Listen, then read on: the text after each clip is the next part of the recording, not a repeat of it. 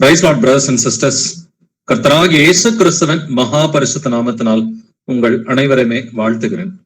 1 கொரிந்தியர் 12ஆம் அதிகாரத்தில் கர்த்தர் ஆவியானவரின் 9 வரங்களை பத்தி எழுதி வைத்திருக்கிறார். அதுல ஒரு முக்கியமான வரம் தான் தீர்க்க தரிசன வரம். சோ தீர்க்க தரிசிகள் அநேகர் பழைய ஏற்பாட்டிலையும் புதிய ஏற்பாட்டிலையும் இருந்திருக்கிறாங்க. தீர்க்க தரிசனங்கள் 100 கணக்குல வேதத்தில் கொடுக்கப்பட்டிருக்கிறது. பட் இன்னைக்கும் கொஞ்சம் மாடர்ன் ப்ராஃபிட்ஸ் அப்படின்ற மாதிரி இங்க இந்த ஒரு காலகட்டத்துல தீர்க்க தரிசிகள் அப்படின்னு சொல்லி நிறைய பேர் தோன்றி இருக்கிறார்கள். நிறைய தீர்க்க தரிசனங்களை வாரி வழங்கிட்டு இருக்கிறாங்க. இன்னைக்கு நம்ம ஆராய்ந்து பார்க்க போகிற காரியம் தீர்க்க தரிசனம் என்றால் என்ன, தீர்க்க தரிசனங்களை நாம் எப்படி புரிந்து கொள்ள வேண்டும் என்பதை குறித்து நம்ம இன்னைக்கு ஆராய்ந்து பார்க்க போகிறோம். சோ இதுல அடிப்படையா நிறைய வேத வாக்கியங்களை நம்ம வாசிக்க போறோம். பட் தீர்க்க தரிசனம் என்பது இந்த காலகட்டத்துல அநேகர் தவறாக புரிந்து கொண்டிருப்பது என்னன்னு சொன்னாக்க, சோ இன்னைக்கு இருக்கிற தீர்க்க தரிசிகள் எல்லாம் அவங்க பர்சனல் காரியங்களை பத்தி தான் தீர்க்க தரிசனம் கொடுக்குறாங்க. கர்த்தர் உனக்கு ஒரு வேலையை கொடுப்பாரு, உனக்கு ஒரு சம்பளத்தை கொடுப்பாரு, நீ பிளைட்ல போற மாதிரி நான் கனவு கண்டேன், நீ ஒரு வீடு வாங்குற மாதிரி நான் ஒரு தரிசனம் பார்த்தேன், நீ கல்யாணம் பண்ற மாதிரி நான் ஒரு சொப்பனம் கண்டேன் அப்படின்னு சொல்லி தனிப்பட்ட வாழ்க்கையை குறித்தும் ஒரு தனி மனிதனுடைய உலகபூர்வமான ஆசீர்வாதத்தை குறித்தும் அவங்களுடைய வேலையை குறிச்சு, சம்பளத்தை குறிச்சு, உயர்வை குறிச்சு இப்படித்தான் தீர்க்க தரிசனம் உரைக்கிறார்கள். பட் வேதத்தில் தீர்க்க தரிசனம் என்பது தேவனுடைய சித்தத்தை நாம் அறிந்து கொள்வது, தேவனுடைய ராஜ்யத்தை குறித்து, இயேசு கிறிஸ்துவை குறித்து, கர்த்தராகிய இயேசு கிறிஸ்துவின் முதலாம் வருகையை பற்றியும் 2ஆம் வருகையை பற்றியும், அதற்கு பின்னாடி ஸ்தாபிக்கப்பட போகிற அவருடைய 1000 வருட அரசாட்சியை குறித்தும், மனம் திரும்பலை குறித்தும், பாவத்தை கடிந்து கொள்ளுகிற காரியத்தை குறித்தும், வரப்போகிற தண்டனையை குறித்தும் தான் தீர்க்க தரிசனங்கள் கொடுக்கப்பட்டிருக்கிறது.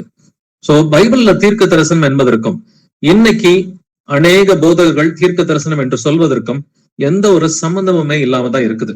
சோ இந்த தீர்க்க தரிசனம் என்கிற அந்த ஹீப்ரு வார்த்தையை பாத்தீங்கன்னு சொன்னாக்க நாபா அப்படின்னு சொல்லுவாங்க. சோ நபி அப்படின்னு சொன்னாக்க தீர்க்க தரிசி, ப்ராஃபட்ட அவங்க நாபி அப்படின்னு சொல்லுவாங்க. நாபா அப்படின்னு சொன்னாக்க தீர்க்க தரிசனம். சோ தீர்க்க தரிசனம் என்றால் கர்த்தருடைய சித்தத்தை வெளிப்படுத்துவது, கர்த்தருடைய சித்தத்தையும் அவர் கர்த்தர் வாயிலிருந்து புறப்படுகிற சத்தியத்தையும் அறிவிப்பது. இதுதான் தீர்க்க தரிசனம் என்று வேதத்தில் எழுதப்பட்டிருக்கிறது. இதுல எப்பொழுதுமே ஒரு சில வேத பாடம் இருக்கும், கத்துக்கக்கூடிய ஒரு டீச்சிங் இருக்கும், சில நேரங்கள்ல ஒரு வார்னிங் இருக்கும், சில நேரங்கள்ல பக்தி விருத்திக்கு ஏதுவான ஒரு காரியம் இருக்கும். சோ நம்ம இன்னைக்கு பழைய ஏற்பாட்டுல இருந்தும் புதிய ஏற்பாட்டுல இருந்தும் தீர்க்க தரிசனம் என்றால் என்ன, தீர்க்க தரிசி என்பது யார் என்பதை ஆராய்ந்து பார்க்கலாம். வாசிக்கலாம் உபாகமம் 18:18, டியூட்ரானமி 18:18. உன்னை போல ஒரு தீர்க்க தரிசியை நான் அவர்களுக்காக அவர்கள் சகோதரரிலிருந்து எழும்ப பண்ணி என் வார்த்தைகளை அவர் வாயில் அருளுவேன். நான் அவருக்கு கற்பிப்பதை எல்லாம் அவர்களுக்கு சொல்லுவார். ஆமென், ஆமென். உன்னை போல ஒரு தீர்க்க தரிசியை என்று எழுதி இருக்கிறது. இங்க தீர்க்க தரிசி அப்படின்ற வார்த்தையை நம்ம ஹீப்ரூல பார்த்தோம்னா நாபி அப்படின்னு சொல்லி, நபி அப்படின்னு சொல்லி எழுதப்பட்டிருக்கும். சோ தீர்க்க தரிசி அப்படின்னு சொன்னாக்க தேவனுடைய சித்தத்தை அறிவிக்கிறவர், தனிப்பட்டவருடைய வாழ்க்கையை பத்தி பேசுறதுல தேவனுடைய சித்தத்தை அறிவிக்கிறவர் தான் நபி அப்படின்னு சொல்லி எழுதப்பட்டிருக்குது. தொடர்ந்து நம்ம எரேமியா 25:4 வாசிக்கலாம். ஜெரமியா 25:4. கர்த்தர் உங்களிடத்திற்கு தீர்க்க தரிசிகள் ஆகிய தம்முடைய சகல ஊழியக்காரரையும் ஏற்கனவே அனுப்பி கொண்டே இருந்தும் நீங்கள் கேளாமலும் கேட்கும்படிக்கு நீங்கள் செவிகளை சாயாமலும் போனீர்கள். ஆமென். கர்த்தர் உங்களிடத்திற்கு தீர்க்க தரிசிகளாகிய தம்முடைய சகல ஊழியக்காரரையும், இங்க தீர்க்க தரிசிகள் ப்ராஃபட்ஸ் அப்படின்னு சொல்லி ப்ளூரல்ல வருது. இது ஹீப்ரூல பார்த்தா நெபீம் அப்படின்னு சொல்லி வரும். ஒரு சிங்கிள் தீர்க்க தரிசினா நபீன்னு சொல்லி எழுதியிருக்கும். ப்ளூரல்ல நிறைய தீர்க்க தரிசிகள் அப்படின்னா நெபீம் எழுதியிருக்கும். இந்த தீர்க்க தரிசிகளுடைய முதன்மையான வேலைன்னா அவங்க கர்த்தருடைய ஊழியக்காரர்கள், கர்த்தருடைய சித்தத்தை அறிவிப்பவர்கள். இவங்க குடுகுடுப்பக்காரனை போல உனக்கு நல்ல காலம் பிறக்குதுன்னு சொல்லி சொல்ற நபர்கள் கிடையாது. இன்னைக்கு அநேக தீர்க்க தரிசிகள் உனக்கு நல்ல காலம் பிறக்கிறது, நீ வேலை வாங்க போற, நீ பிளைட்ல போக போற, வெளிநாட்டுல வேலை பார்க்க போற, உன்னுடைய எதிர்காலம் நல்லா இருக்க போகுது, நீ வீடு வாங்க போற, கல்யாணம் பண்ண போற எப்படின்னு சொல்லி தனி மனித வாழ்க்கையை குறித்து தான் இன்றைக்கு அநேக தீர்க்க தரிசிகள் தீர்க்க தரிசனம் சொல்றாங்க.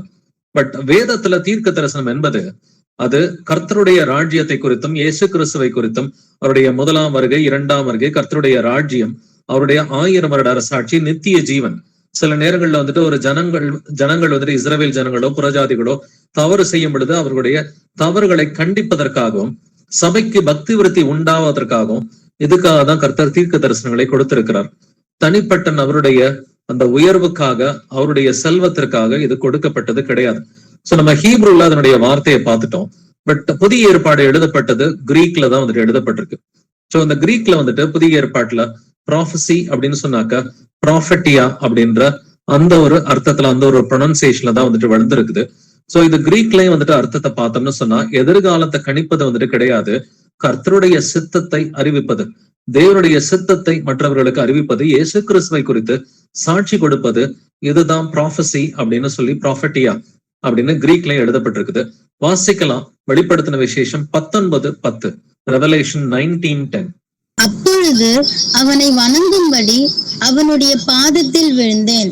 அவன் என்னை நோக்கி, இப்படி செய்யாதபடிக்கு பார், உன்னோடும் இயேசு கிறிஸ்துவை குறித்து சாட்சியிட்ட உன் சகோதரரோடும் கூட நானும் ஒரு ஊழியக்காரன். தேவனை தொழுது கொள்.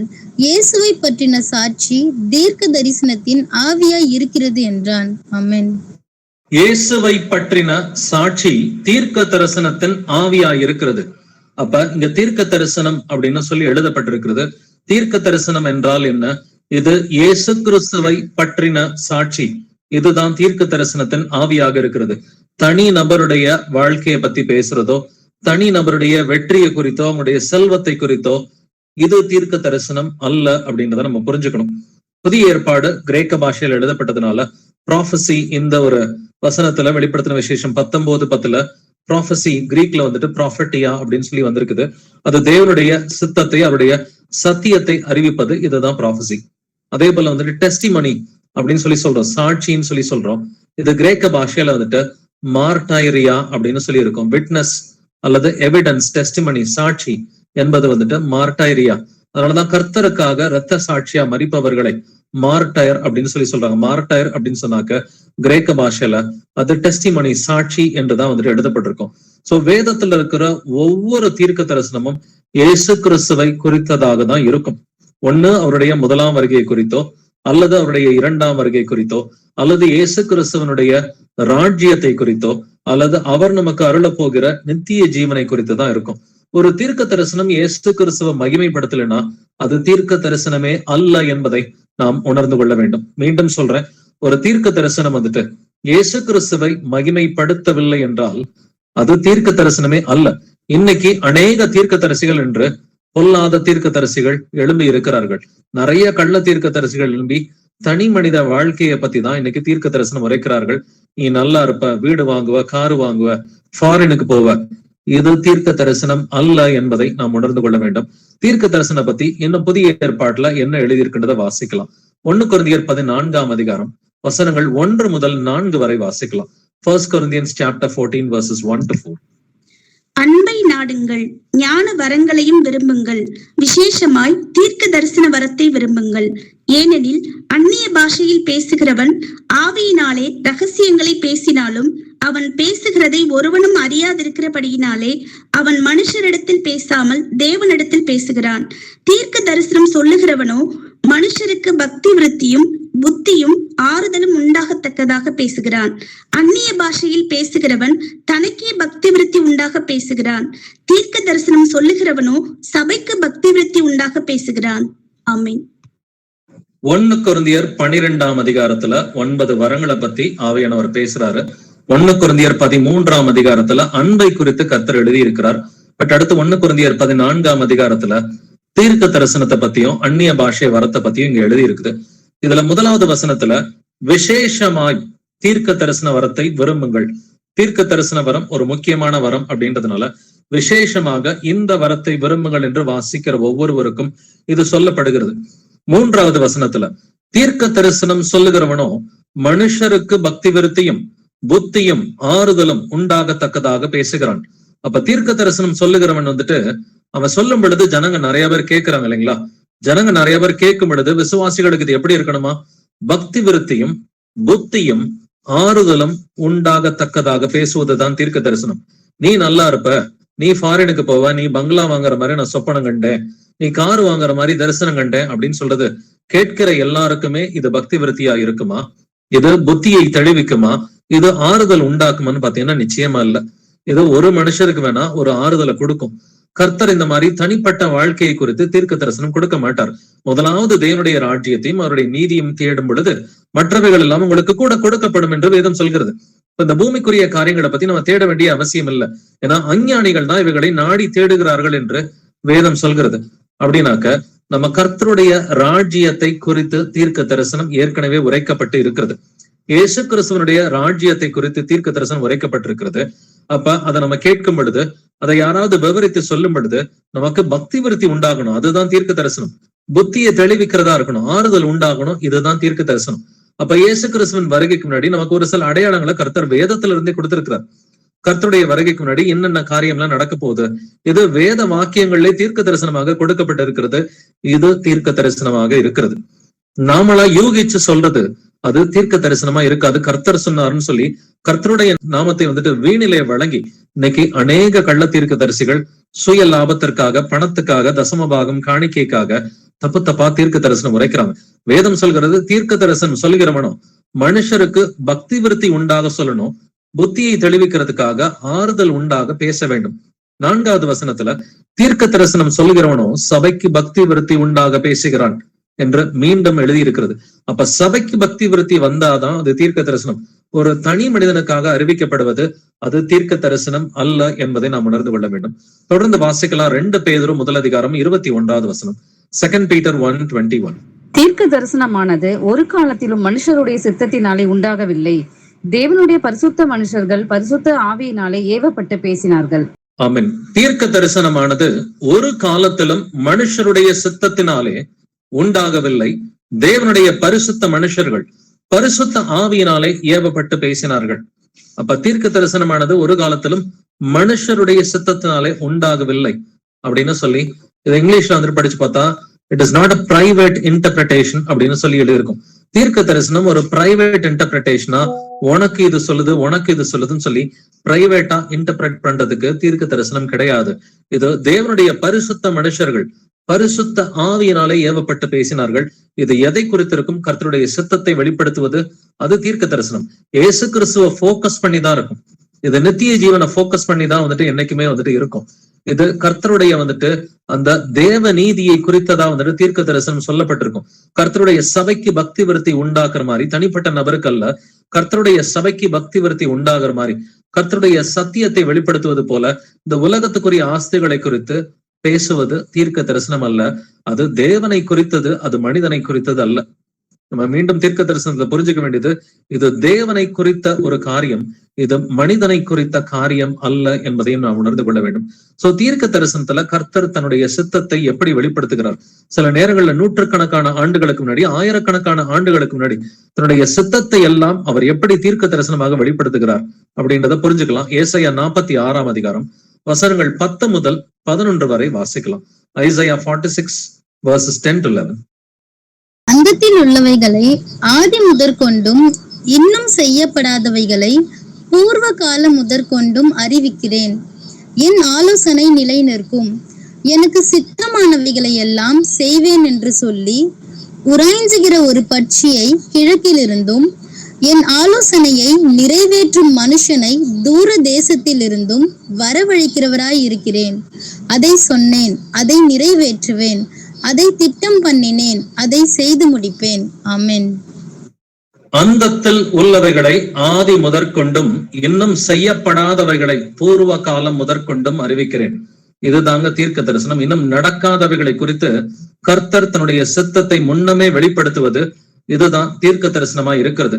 11வது வசனத்துல என் ஆலோசனை நிறைவேற்றும் மனுஷனை தூர தேசத்திலிருந்தும் வரவழைக்கிறவராய் இருக்கிறேன். அதை சொன்னேன், அதை நிறைவேற்றுவேன், அதை திட்டம் பண்ணினேன், அதை செய்து முடிப்பேன். கர்த்தர் திட்டம் பண்ணி நமக்கு அதை வெளிப்படுத்துவது அது தீர்க்க தரிசனமா இருக்கிறது.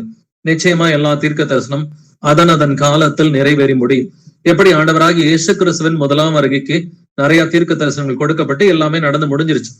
அதே போல 2ஆம் வருகைக்கும் நிறைய தீர்க்க தரிசனங்கள் கொடுக்கப்பட்டு அதுல ஒரு சில தீர்க்க தரிசனங்கள் முடிஞ்சிருச்சு, ஒரு சில தீர்க்க தரிசனங்கள் நடந்து கொண்டிருக்கிறது, ஒரு சில தீர்க்க தரிசனங்கள் இனிமேட்டு தான் நடக்க போகிறது. ஆனா எப்பொழுதும் தன்னுடைய தீர்க்க தரிசனங்களை, தன்னுடைய சித்தத்தை கர்த்தர் தம்முடைய ஊழியக்காரர்களுக்கு, குறிப்பா தீர்க்க தரிசிகளுக்கு வெளிப்படுத்துவார். குறிப்பா கர்த்தருடைய ராஜ்யத்தை குறித்த எல்லா தீர்க்க தரிசனங்களும் வேதத்தில் இருக்கிறது அப்படின்றத நம்ம புரிஞ்சுக்கணும். கர்த்தருடைய ராஜ்யத்தை குறித்து, இயேசு கிறிஸ்துவின் முதலாம் வருகை, இரண்டாம் வருகை, அவருடைய அழியாத ராஜ்யம், நித்திய ஜீவன், இவை எல்லாவற்றையும் குறித்த தீர்க்க தரிசனங்கள் வேதத்தில் ஆல்ரெடி எழுதப்பட்டுருச்சு. இதுக்கு மேல எந்த ஒரு தனிநபரும் கொடுக்க முடியாது. கர்த்தர் பேசுகிறார் என்று இதுக்கு மேல எந்த ஒரு மனுஷனும் கர்த்தருடைய ராஜ்யத்தை குறித்தோ இயேசு கிறிஸ்துவின் இரண்டாம் வருகை குறித்தோ இனிமேட்டு எந்த ஒரு தனி மனிதனும் பேசுவதற்கு இடம் இல்லை என்பதை நம்ம உணர்ந்துக்கணும். ஏற்கனவே கர்த்தர் எதெல்லாம் தீர்க்க தரிசனமா அவருடைய ராஜ்யத்தை குறித்து இரண்டாம் வருகையை பத்தி பேசி இருக்கிறாரோ, சபைக்கு பக்தி விருத்தி உண்டாக எந்தெந்த தீர்க்க தரிசனம் எல்லாம் தேவையோ அவை எல்லாவற்றையும் கர்த்தர் பைபிள்ல எழுதி வச்சுட்டாரு. நாம அதை புரிஞ்சுக்கிட்டு கீழ்ப்படிய வேண்டியது மட்டும்தான் பாக்கி. புரிஞ்சுக்கலாம் இந்த தீர்க்க தரிசனம் கர்த்தர் யார் மூலமா கொடுக்கிறாருன்னு சொல்லி. ஆமோஸ் 3ஆம் அதிகாரம் 7வது வசனம். கர்த்தராகிய ஆண்டவர் தீர்க்கதரிசிகளாகிய தம்முடைய ஊழியக்காரருக்கு தமது ரகசியத்தை வெளிப்படுத்தாமல் ஒரு காரியத்தையும் செய்யார். ஆமென். கர்த்தராகிய ஆண்டவர் தீர்க்கதரிசிகளாகிய தம்முடைய ஊழியக்காரருக்கு தமது ரகசியத்தை வெளிப்படுத்தாமல் ஒரு காரியத்தையும் செய்யார். கர்த்தருடைய எல்லா ரகசியங்களும் தீர்க்க தரிசனமாக வேதத்தில் எழுதப்பட்டு இருக்கிறது. இதுக்கு மேல கர்த்தர் புதுசா கொடுக்கக்கூடிய தீர்க்க தரிசனங்கள் கிடையாது. ஏன்னா வெளிப்படுத்தின விசேஷத்தை 2000 ஆண்டுகளுக்கு முன்னாடியே இரண்டாம் வருகை வரைக்கும் என்னென்னலாம் நடக்கும், நியாய தீர்ப்பு வரைக்கும் எதெல்லாம் நடக்கும்ன்றத வெளிப்படுத்தின விசேஷத்துல கர்த்தர் தீர்க்க தரிசனமாக கொடுத்து விட்டார். சோ இந்த தீர்க்க தரிசன புஸ்தகத்தை வாசிக்கிறவனும் பாக்கியவான், கேட்பவனும் பாக்கியவான், கை கொள்ளுகிறவனும் பாக்கியவான் என்று அந்த புஸ்தகத்தையே தீர்க்க தரிசன புஸ்தகம் என்றுதான் கர்த்தர் அழைக்கிறார். அப்ப வெளிப்படுத்தின விசேஷத்துல 2000 ஆண்டுகளுக்குரிய தீர்க்க தரிசனங்களை கர்த்தர் கொடுத்துட்டார். 2000 ஆண்டுகளா வெளிப்படுத்தின விசேஷத்துல நிறைய தீர்க்க தரிசனங்கள் நடந்து முடிஞ்சிருச்சு. ஒரு சில தீர்க்க தரிசனங்கள் இப்பொழுது நடந்து கொண்டிருக்கிறது. இனிமேட்டு நடக்க வேண்டிய தீர்க்க தரிசனங்களையும் கர்த்தர் வேதத்துல கொடுத்துட்டார். இதுக்கு மேல ஒரு தீர்க்க தரிசின்ற ஒரு மனுஷன் இது கொடுக்க வேண்டிய அவசியம் இல்லை. அநேகர் கள்ள சபைகளில் தீர்க்க தரிசின்னு சொல்லி நிறைய கள்ள தீர்க்க தரிசிகள்கிட்ட அவங்க கட்டுண்டு கிடக்குறாங்க. தனி மனித வாழ்க்கை குறித்து தீர்க்க தரிசனம், அது தீர்க்க தரிசனம் அல்ல. வேலையை குறித்தோ, வீட்டை குறித்தோ, கார் வாங்குறத குறிச்சோ, செல்வ செழிப்பா இருப்பதை குறித்தோ இது தீர்க்க தரிசனம் அல்ல அப்படிங்கிறத நம்ம புரிஞ்சுக்கணும். அவர்கள் தங்களுடைய யூகத்துல எது வருதோ அதை கர்த்தருடைய நாமத்தை கொண்டு அவங்க தீர்க்க தரிசனம் சொல்லி சொல்றாங்க. அதுல நிறைய விஷயம் நடக்கிறதே கிடையாது. நடக்கலன்னு சொன்னாக்க அவன் தீர்க்க தரிசியே அல்ல என்றும் வேதம் சொல்கிறது. ஒரு தீர்க்க தரிசி என்றால் அவன் சொல்வதில் 10க்கு 10மே நடக்கணும். ஒரு 10 தீர்க்க தரிசனம் சொன்னார்னாக்க 10 விஷயமும் நடந்தாதான் அவன் தீர்க்க தரிசி. 10 விஷயத்துல 7 விஷயம் நடந்து 3 விஷயம் நடக்கலன்னா அவன் தீர்க்க தரிசி அல்ல என்பதையும் நம்ம நல்லாவே புரிஞ்சுக்கணும். இப்ப வேதத்துல இருக்கிற தீர்க்க தரிசனங்களை ஒரு சில தீர்க்க தரிசனங்களை எடுத்து நம்ம ஆராய்ந்து பார்க்கலாம். வேதத்துல இயேசு கிறிஸ்துவின் முதலாம் வருகையை பற்றியும் இயேசு கிறிஸ்துவின் இரண்டாம் வருகையை பத்தியும் நிறைய தீர்க்க தரிசனங்கள் சொல்லப்பட்டிருக்குது. நடந்து முடிந்த ஒரு சில தீர்க்க தரிசனங்களை நம்ம ஆராய்ந்து பார்க்கலாம். ஏசாயா 7ஆம் அதிகாரம் 14ஆம் வசனம் வாசிக்கலாம். ஐசாயா 7:14. ஆதலால் ஆண்டவர் தாமே உங்களுக்கு ஒரு அடையாளத்தை கொடுப்பார். இதோ ஒரு கன்னிகை கர்ப்பவதியாகி ஒரு குமாரனை பெறுவான், அவருக்கு இம்மானுவேல் என்று பெயரிடுவாய். ஆமென். ஒரு கன்னிகை கர்ப்பவதியாகி ஒரு குமாரனை பெறுவாள், அவருக்கு இம்மானுவேல் என்று பெயரிடுவாள். அப்ப அந்த கன்னிகை மரியாள் என்பதை நம்ம மத்தேயு 1 அதிகாரத்துல வாசிக்கிறோம். மத்தேயு 1 அதிகாரம் 22, 23 வசனங்களை வாசிக்கும் பொழுது அங்க இதே வசனம் கொடுக்கப்பட்டிருக்கிறது. இந்த ஏசாயா 7:14 நிறைவேறுதல் நமக்கு மத்தேயு 1 அதிகாரத்துல 22, 23 வசனங்கள் இருக்கிறத பாக்குறோம். அந்த கன்னிகை மரியாள் தான் அந்த குமாரன் நமது கர்த்தராகிய இயேசு கிறிஸ்து. அவருக்கு ஏன் இம்மானுவேல் அப்படின்னு சொன்னாக்க தேவன் நம்மோடு என்கிற அர்த்தம். அதனாலதான் இம்மானுவேல் என்று வேதத்துல எழுதப்பட்டிருக்கிறது. அப்ப அந்த ஏசாயா 7:14 புதிய ஏற்பாட்டுல எப்படி கர்த்தருடைய முதலாம் வருகையின் போது நிறைவேறுந்தது அப்படின்றத பாக்குறோம். அப்ப இந்த தீர்க்க தரிசனம் எதை குறித்தது? இயேசு கிறிஸ்துவை குறித்தது. அது தீர்க்க தரிசனமாக இருக்கிறது. தனி மனித வாழ்க்கையை குறித்து ஒரு தனி மனுஷனை பத்தி சொல்றது அது தீர்க்க தரிசனம் அல்ல என்பதை நாம் உணர்ந்து கொள்ள வேண்டும். மீகா 5:2 வாசிக்கலாம். மைக்கா 5:2. எப்பிராத்தா எண்ணப்பட்ட பெத்லகேமே, நீ யூதேயாவில் உள்ள ஆயிரங்களுக்குள்ளே சிறியதாயிருந்தும் இஸ்ரவேலை ஆள போகிறவர் உன்னிடத்தில் இருந்து புறப்பட்டு என்னிடத்தில் வருவார். அவருடைய புறப்படுதல் அநாதி நாட்களாகிய பூர்வத்தினுடையது. ஆமென். எப்பிராத்தா எனப்பட்ட பெத்லகேமே, நீ யூதேயாவில் உள்ள ஆயிரங்களுக்குள்ளே சிறியதாயிருந்தும் இஸ்ரவேலை ஆளப்போகிறவர் உன்னிடத்திலிருந்து புறப்பட்டு என்னிடத்தில் வருவார். இயேசு கிறிஸ்து பெத்லகேம்ல தான் பிறப்பார். யூதர்களுடைய இரட்சகர், இந்த உலக இரட்சகர் இயேசு கிறிஸ்து, அவர் பெத்லகேம்ல தான் பிறக்கணுன்றது பழைய ஏற்பாடு தீர்க்க தரிசனம். புதிய ஏற்பாட்டுல ஏரோதுக்கு இந்த சந்தேகம் வந்தப்ப மத்தேயு 2ஆம் அதிகாரத்துல 4 முதல் 6 வசனங்கள்ல இதன் நிறைவேறுதல் இருக்குது. ஏன்னா ஏரோது ராஜா வந்துட்டு கேள்வி கேட்கிறான். சாஸ்திரிகள் வந்துட்டு கேட்கும் பொழுது மேசியா எங்கே பிறப்பார், கிறிஸ்துவானவர் எங்கே பிறப்பார் என்று அவர்களிடத்தில் விசாரித்தான். அதற்கு அவர்கள் யூதேயாவில் உள்ள பெத்லெஹேமிலே பிறப்பார். ஏன்னா இந்த தீர்க்க தரிசனம் தீர்க்கதரிசியினால் கொடுக்கப்பட்டிருக்கிறது அப்படின்னு சொல்லி மீகா 5:2 வந்துட்டு அப்பொழுது இருந்த காலகட்டத்துல 2000 வருஷத்துக்கு முன்னாடி ஏரோது ராஜாவுக்கு அவர்கள் காண்பித்தார்கள். சோ இந்த தீர்க்க தரிசனமும் இயேசு கிறிஸ்துவை குறித்தது அப்படின்றத பாக்குறோம். சோ இயேசு கிறிஸ்து ஒரு கன்னிகிட்ட பிறப்பாருன்றது 1ஆம் வருகையில நிறைவேறினது. இயேசு கிறிஸ்து பெத்லெஹேம்ல பிறப்பாருன்றது 1ஆம் வருகையில நிறைவேறியது. அதே போல ஏசாயா 9:6 வாசிக்கலாம். ஐசாயா 9:6. நமக்கு ஒரு பாலகன் பிறந்தார், நமக்கு ஒரு குமாரன் கொடுக்கப்பட்டார், கர்த்தத்துவம் அவர் தோளின் மேலிருக்கும். அவர் நாமம் அதிசயமானவர், ஆலோசனை கர்த்தா, வல்லமையுள்ள தேவன், நித்திய பிதா, சமாதான பிரபு எனப்படும். ஆமென். நமக்கு ஒரு பாலகன் பிறந்தார், நமக்கு ஒரு குமாரன் கொடுக்கப்பட்டார்.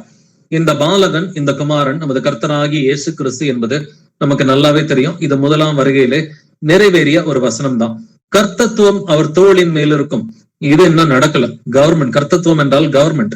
சோ அவருடைய ராஜ்யத்தினுடைய கவர்மெண்ட் வந்துட்டு இயேசு கிறிஸ்துவின் தோளின் மேல் இருக்கும். அந்த ராஜ்யம் இனி வருகிறதா இருக்கிறது.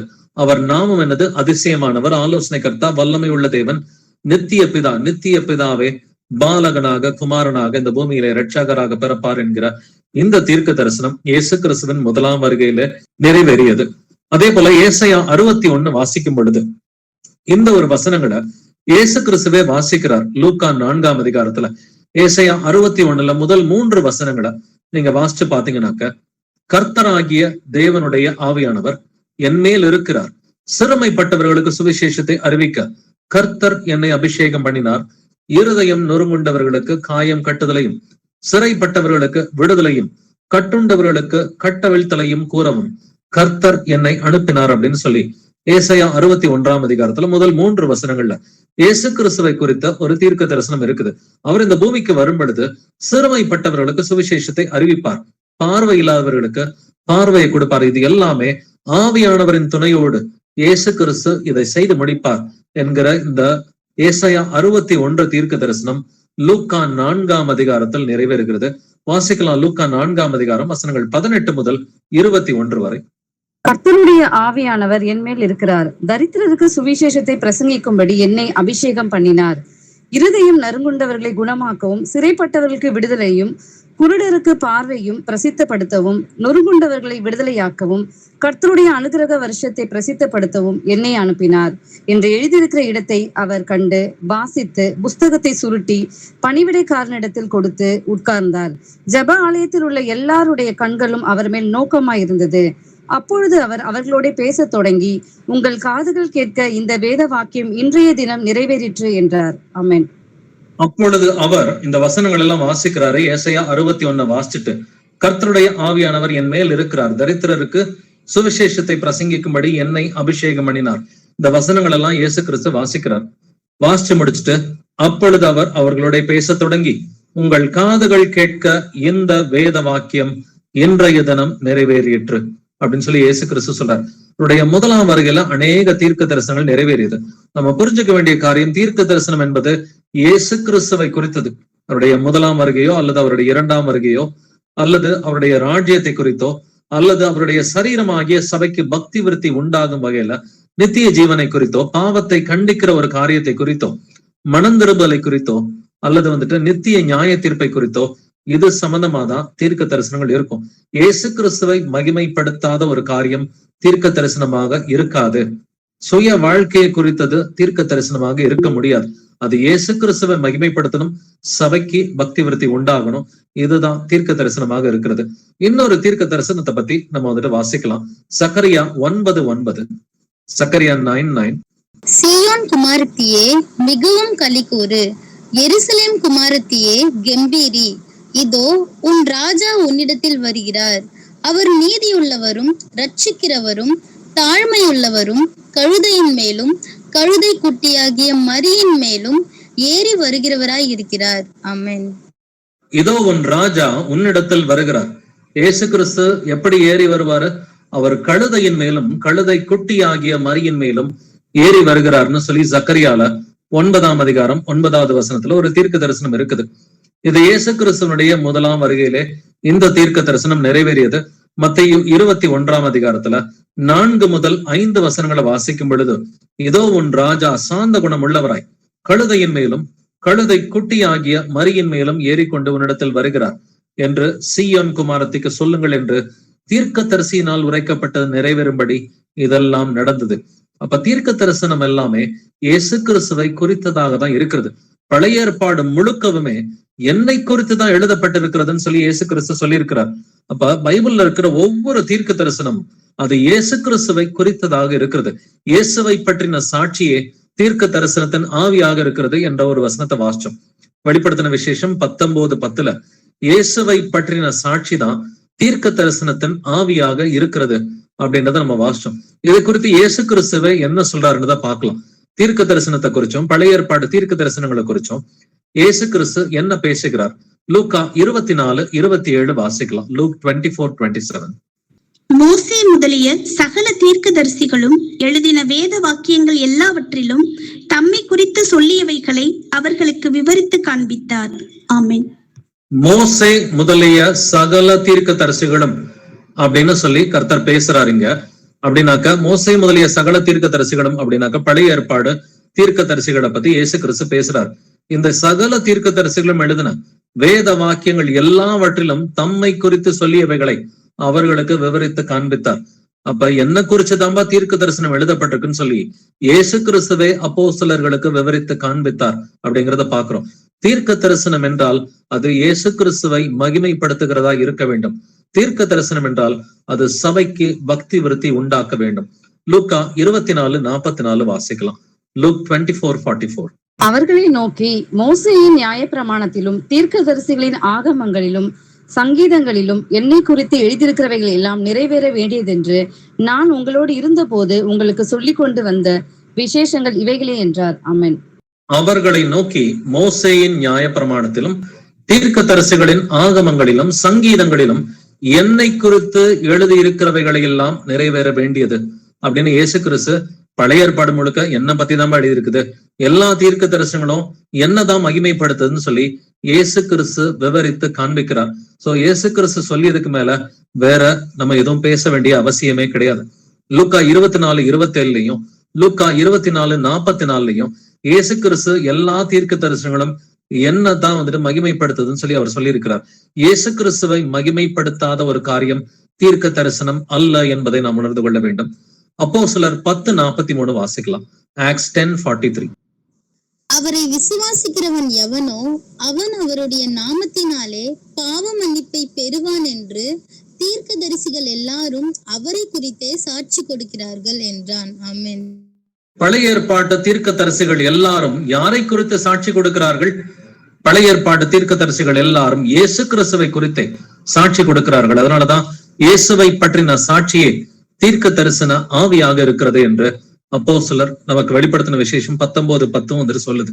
அப்போஸ்தலர் 10:43 வெளிப்படுத்தின விசேஷம் 19:10 இயேசுவை குறித்த சாட்சி தான் தீர்க்க தரிசனத்தின் ஆவியாக இருக்கிறது. சோ இயேசு கிறிஸ்துவின் மரணத்தை குறித்தும் சிலுவை மரணத்தை குறித்தும் அவருடைய உயிர்த்தெழுதலை குறித்தும் நிறைய தீர்க்க தரிசனங்கள் சொல்லப்பட்டிருக்குது. சோ பழைய ஏற்பாட்டுல சொல்லப்பட்டது, புதிய ஏற்பாட்டுல சொல்லப்பட்டது எல்லாமே இயேசு கிறிஸ்துவை குறித்த தீர்க்க தரிசனங்கள் அப்படின்றத நம்ம புரிஞ்சுக்கணும்.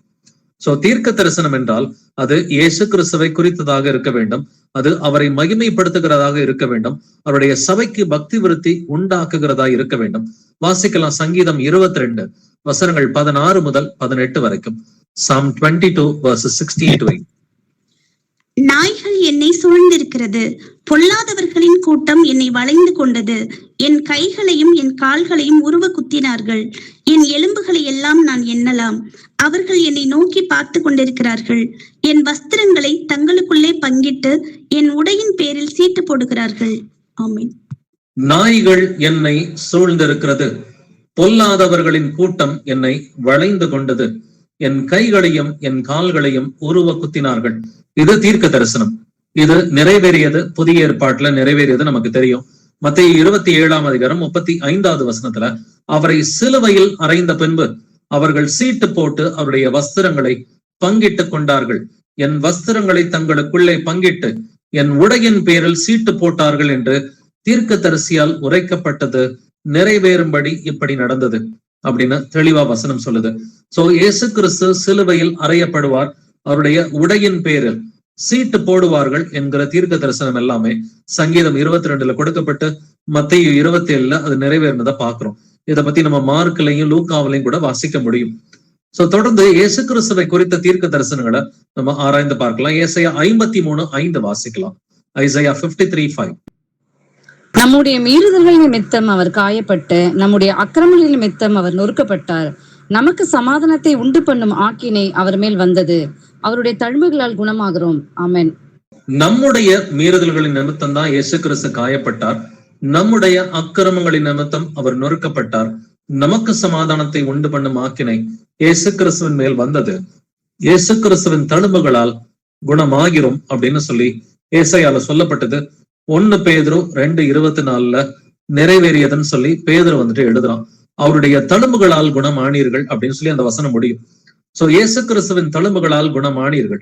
ஏசாயா 53:5 அவருடைய தழும்புகளால் குணமாகிறோம் அப்படின்னு எழுதப்பட்டிருக்கோம். பட் குணம் ஆயிட்டீங்கன்னு சொல்லி அவருடைய தழும்புகளால் குணமானீர்கள் பாஸ்டன்ஸ்ல வந்துட்டு 1 பேதுரு 2:24 எழுதப்பட்டிருக்கும். சோ ஒவ்வொரு தீர்க்க தரிசனம் இயேசு கிறிஸ்துவை குறித்தது என்கிற அந்த ஒரு தீர்க்கமான புரிதல் நமக்கு வந்துட்டு வேண்டும். இயேசு கிறிஸ்துவை குறித்த தீர்க்க தரிசனம் தான் வேதத்துல இருக்குது, வேற எதுவுமே கிடையாது. இன்னைக்கு அநேக கள்ள தீர்க்க தரிசிகள் இயேசு கிறிஸ்துவை குறித்த தீர்க்க தரிசனத்தை வந்துட்டு பேசாம, அவருடைய ராஜ்யத்தை குறித்து பேசாம, தனி மனித வாழ்க்கையை குறித்து பேசுறாங்க. ஏன்னா இதெல்லாம் பொருள் ஆசைக்கு அடையாளமாக இருக்கிறது. பண ஆசையே எல்லா தீமைக்கும் வேறா இருக்கிறது. சிலர் அதை இச்சித்து விசுவாசத்தை விட்டு வழுவி அப்படின்னு சொல்லி வேதம் சொல்லுது. அப்ப பணத்தை இச்சிக்கிறவர்கள் விசுவாசத்தை விட்டு வழுவி போயிருவாங்க. இவங்க போதிக்கிறவங்களே கிடையாது, இவர்கள் தீர்க்க தரிசிகளும் அல்ல. பட் இவர்களை உலகம் கொண்டாடும் என்றும் வேதம் சொல்கிறது. அவர்களுடைய கெட்ட நடக்கையை அநேகர் பின்பற்றுவார்கள் என்றும் வேதத்தில் எழுதியிருக்கிறது. சோ இந்த கள்ள தீர்க்க தரிசிகளுடைய கெட்ட நடக்கையை அநேகர் பின்பற்றுவார்கள் என்றும் வேதத்தில் எழுதியிருக்கிறது. இந்த கள்ள தீர்க்க தரிசிகளை பத்தி ஆவியானவர் ஒரு அற்புதமா ஒரு சாப்டர்ல எழுதியிருக்கிறார். 2 பேதுரு 2 முழுக்கவுமே கள்ள தீர்க்க தரிசிகளை பத்தி, கள்ள போதர்களை பத்தி தான் வந்துட்டு கர்த்தர் பேசி இருக்கிறார். இதை நீங்க நல்லா பொறுமையா உட்கார்ந்து நல்லா ஆராய்ந்து பார்த்தீங்கன்னாக்க கள்ள தீர்க்க தரிசிகளுடைய நடத்தை எப்படி இருக்கும்ன்றதை ஈஸியா கண்டுபிடிக்கலாம். பட் இன்னொரு விஷயம், தீர்க்க தரிசனத்துல கர்த்தருடைய 2ஆம் வருகையை பத்தியும் அப்பொழுது ஸ்தாபிக்கப்பட போகிற கர்த்தருடைய ராஜ்யத்தை குறித்தும் பழைய ஏற்பாட்டிலையும் புதிய ஏற்பாட்டிலையும் நிறைய தீர்க்க தரிசனங்கள் இருக்குது. ஒரு சில தீர்க்க தரிசனங்களை நம்ம ஆராய்ந்து பார்க்கலாம். தானியேல் 2:44 வாசிக்கலாம். Daniel 2:44. அந்த ராஜாக்களின் நாட்களிலே பரலோகத்தின் தேவன் என்றென்றைக்கும் அழியாத ஒரு ராஜ்யத்தை எழும்ப பண்ணுவார். அந்த ராஜ்யம் வேறே ஜனத்துக்கு விடப்படுவதில்லை. ஒரு கல் கையால் பெயர்க்கப்படாமல் மலையில் இருந்து பெயர்ந்து உருண்டு வந்து இரும்பையும் வெண்கலத்தையும் களிமண்ணையும் வெள்ளியையும் பொன்னையும் நொறுக்கினதை நீர் கண்டீரே. அப்படியே அது அந்த ராஜ்யங்களை எல்லாம் நொறுக்கி நிர்மூலமாக்கி தானோ என்றென்றைக்கும் நிற்கும். ஆமென். அந்த ராஜாக்களின் நாட்களிலே பரலோகத்தின் தேவன் என்றென்றைக்கும் அழியாத ஒரு ராஜ்யத்தை எழும்ப பண்ணுவார் அப்படின்னு எழுதப்பட்டிருக்குது. இந்த என்றென்றைக்கும் அழியாத ஒரு ராஜ்யம் என்பது இது இயேசு கிறிஸ்துவனுடைய ராஜ்யத்தை குறிக்கிறது தான். சோ அந்த கல் வந்துட்டு அது எல்லா ராஜ்யங்களையும் நொறுக்கி நிர்மூலமாக்கி தானோ என்றென்றைக்கும் நிற்கும். சோ கர்த்தருடைய ராஜ்யம், இந்த பூமிக்குரிய ராஜ்யங்கள் எல்லாவற்றையும் நொறுக்கி போட்டு அது என்றென்றைக்கும் நிற்கும் என்று கர்த்தருடைய ராஜ்யத்தை குறித்து இயேசு கிறிஸ்துவனுடைய 2ஆம் வருகை குறித்து பழைய ஏற்பாட்டுல தானியேல் புஸ்தகத்திலே கர்த்தர் தீர்க்க தரிசனமாக பேசி இருக்கிறார். சோ இயேசு கிறிஸ்து மனுஷகுமாரனாக இந்த பூமிக்கு 2ஆம் முறை வரப்போகிறார்.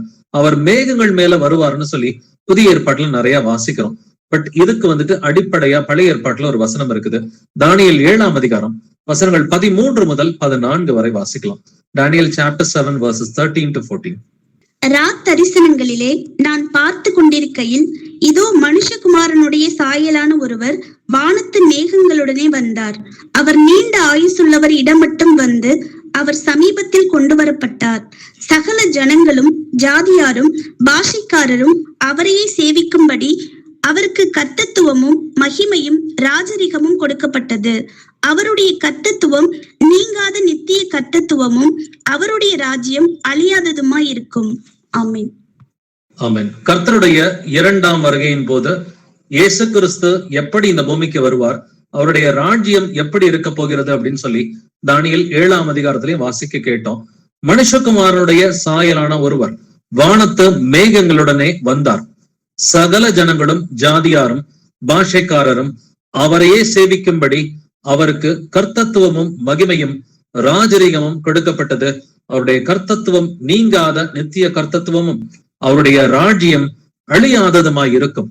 சோ கர்த்தருடைய ராஜ்யத்தை குறித்தும் கர்த்தருடைய 2ஆம் வருகையை பற்றியும் அவருடைய 1ஆம் வருகையை பத்தியும் சொல்றதுதான் தீர்க்க தரிசனம். தனி மனித வாழ்க்கை அல்ல. இல்ல இந்த பூமிக்குரிய அது செல்வமோ செழிப்போ பூமிக்குரிய வெற்றியோ இது தீர்க்க தரிசனம் அல்ல என்பதை நாம் புரிந்து கொள்ள வேண்டும். அநேக கிறிஸ்தவர்கள் வஞ்சிக்கப்பட்டு எங்க பாஸ்டர் எனக்கு சொன்ன தீர்க்க தரிசனம் நிறைவேறவே இல்லை, நான் அதுக்காக தான் காத்துக்கிட்டு இருக்கிறேன், அவர் சொன்ன தீர்க்க தரிசனம் ஏன் நடக்கல, இது உண்மைதானே, இது நடந்துதானே ஆகணும்னு சொல்லி பொய்யான தீர்க்க தரிசனங்களை அவங்க நினைச்சுக்கிட்டே தான் இருக்கிறாங்க.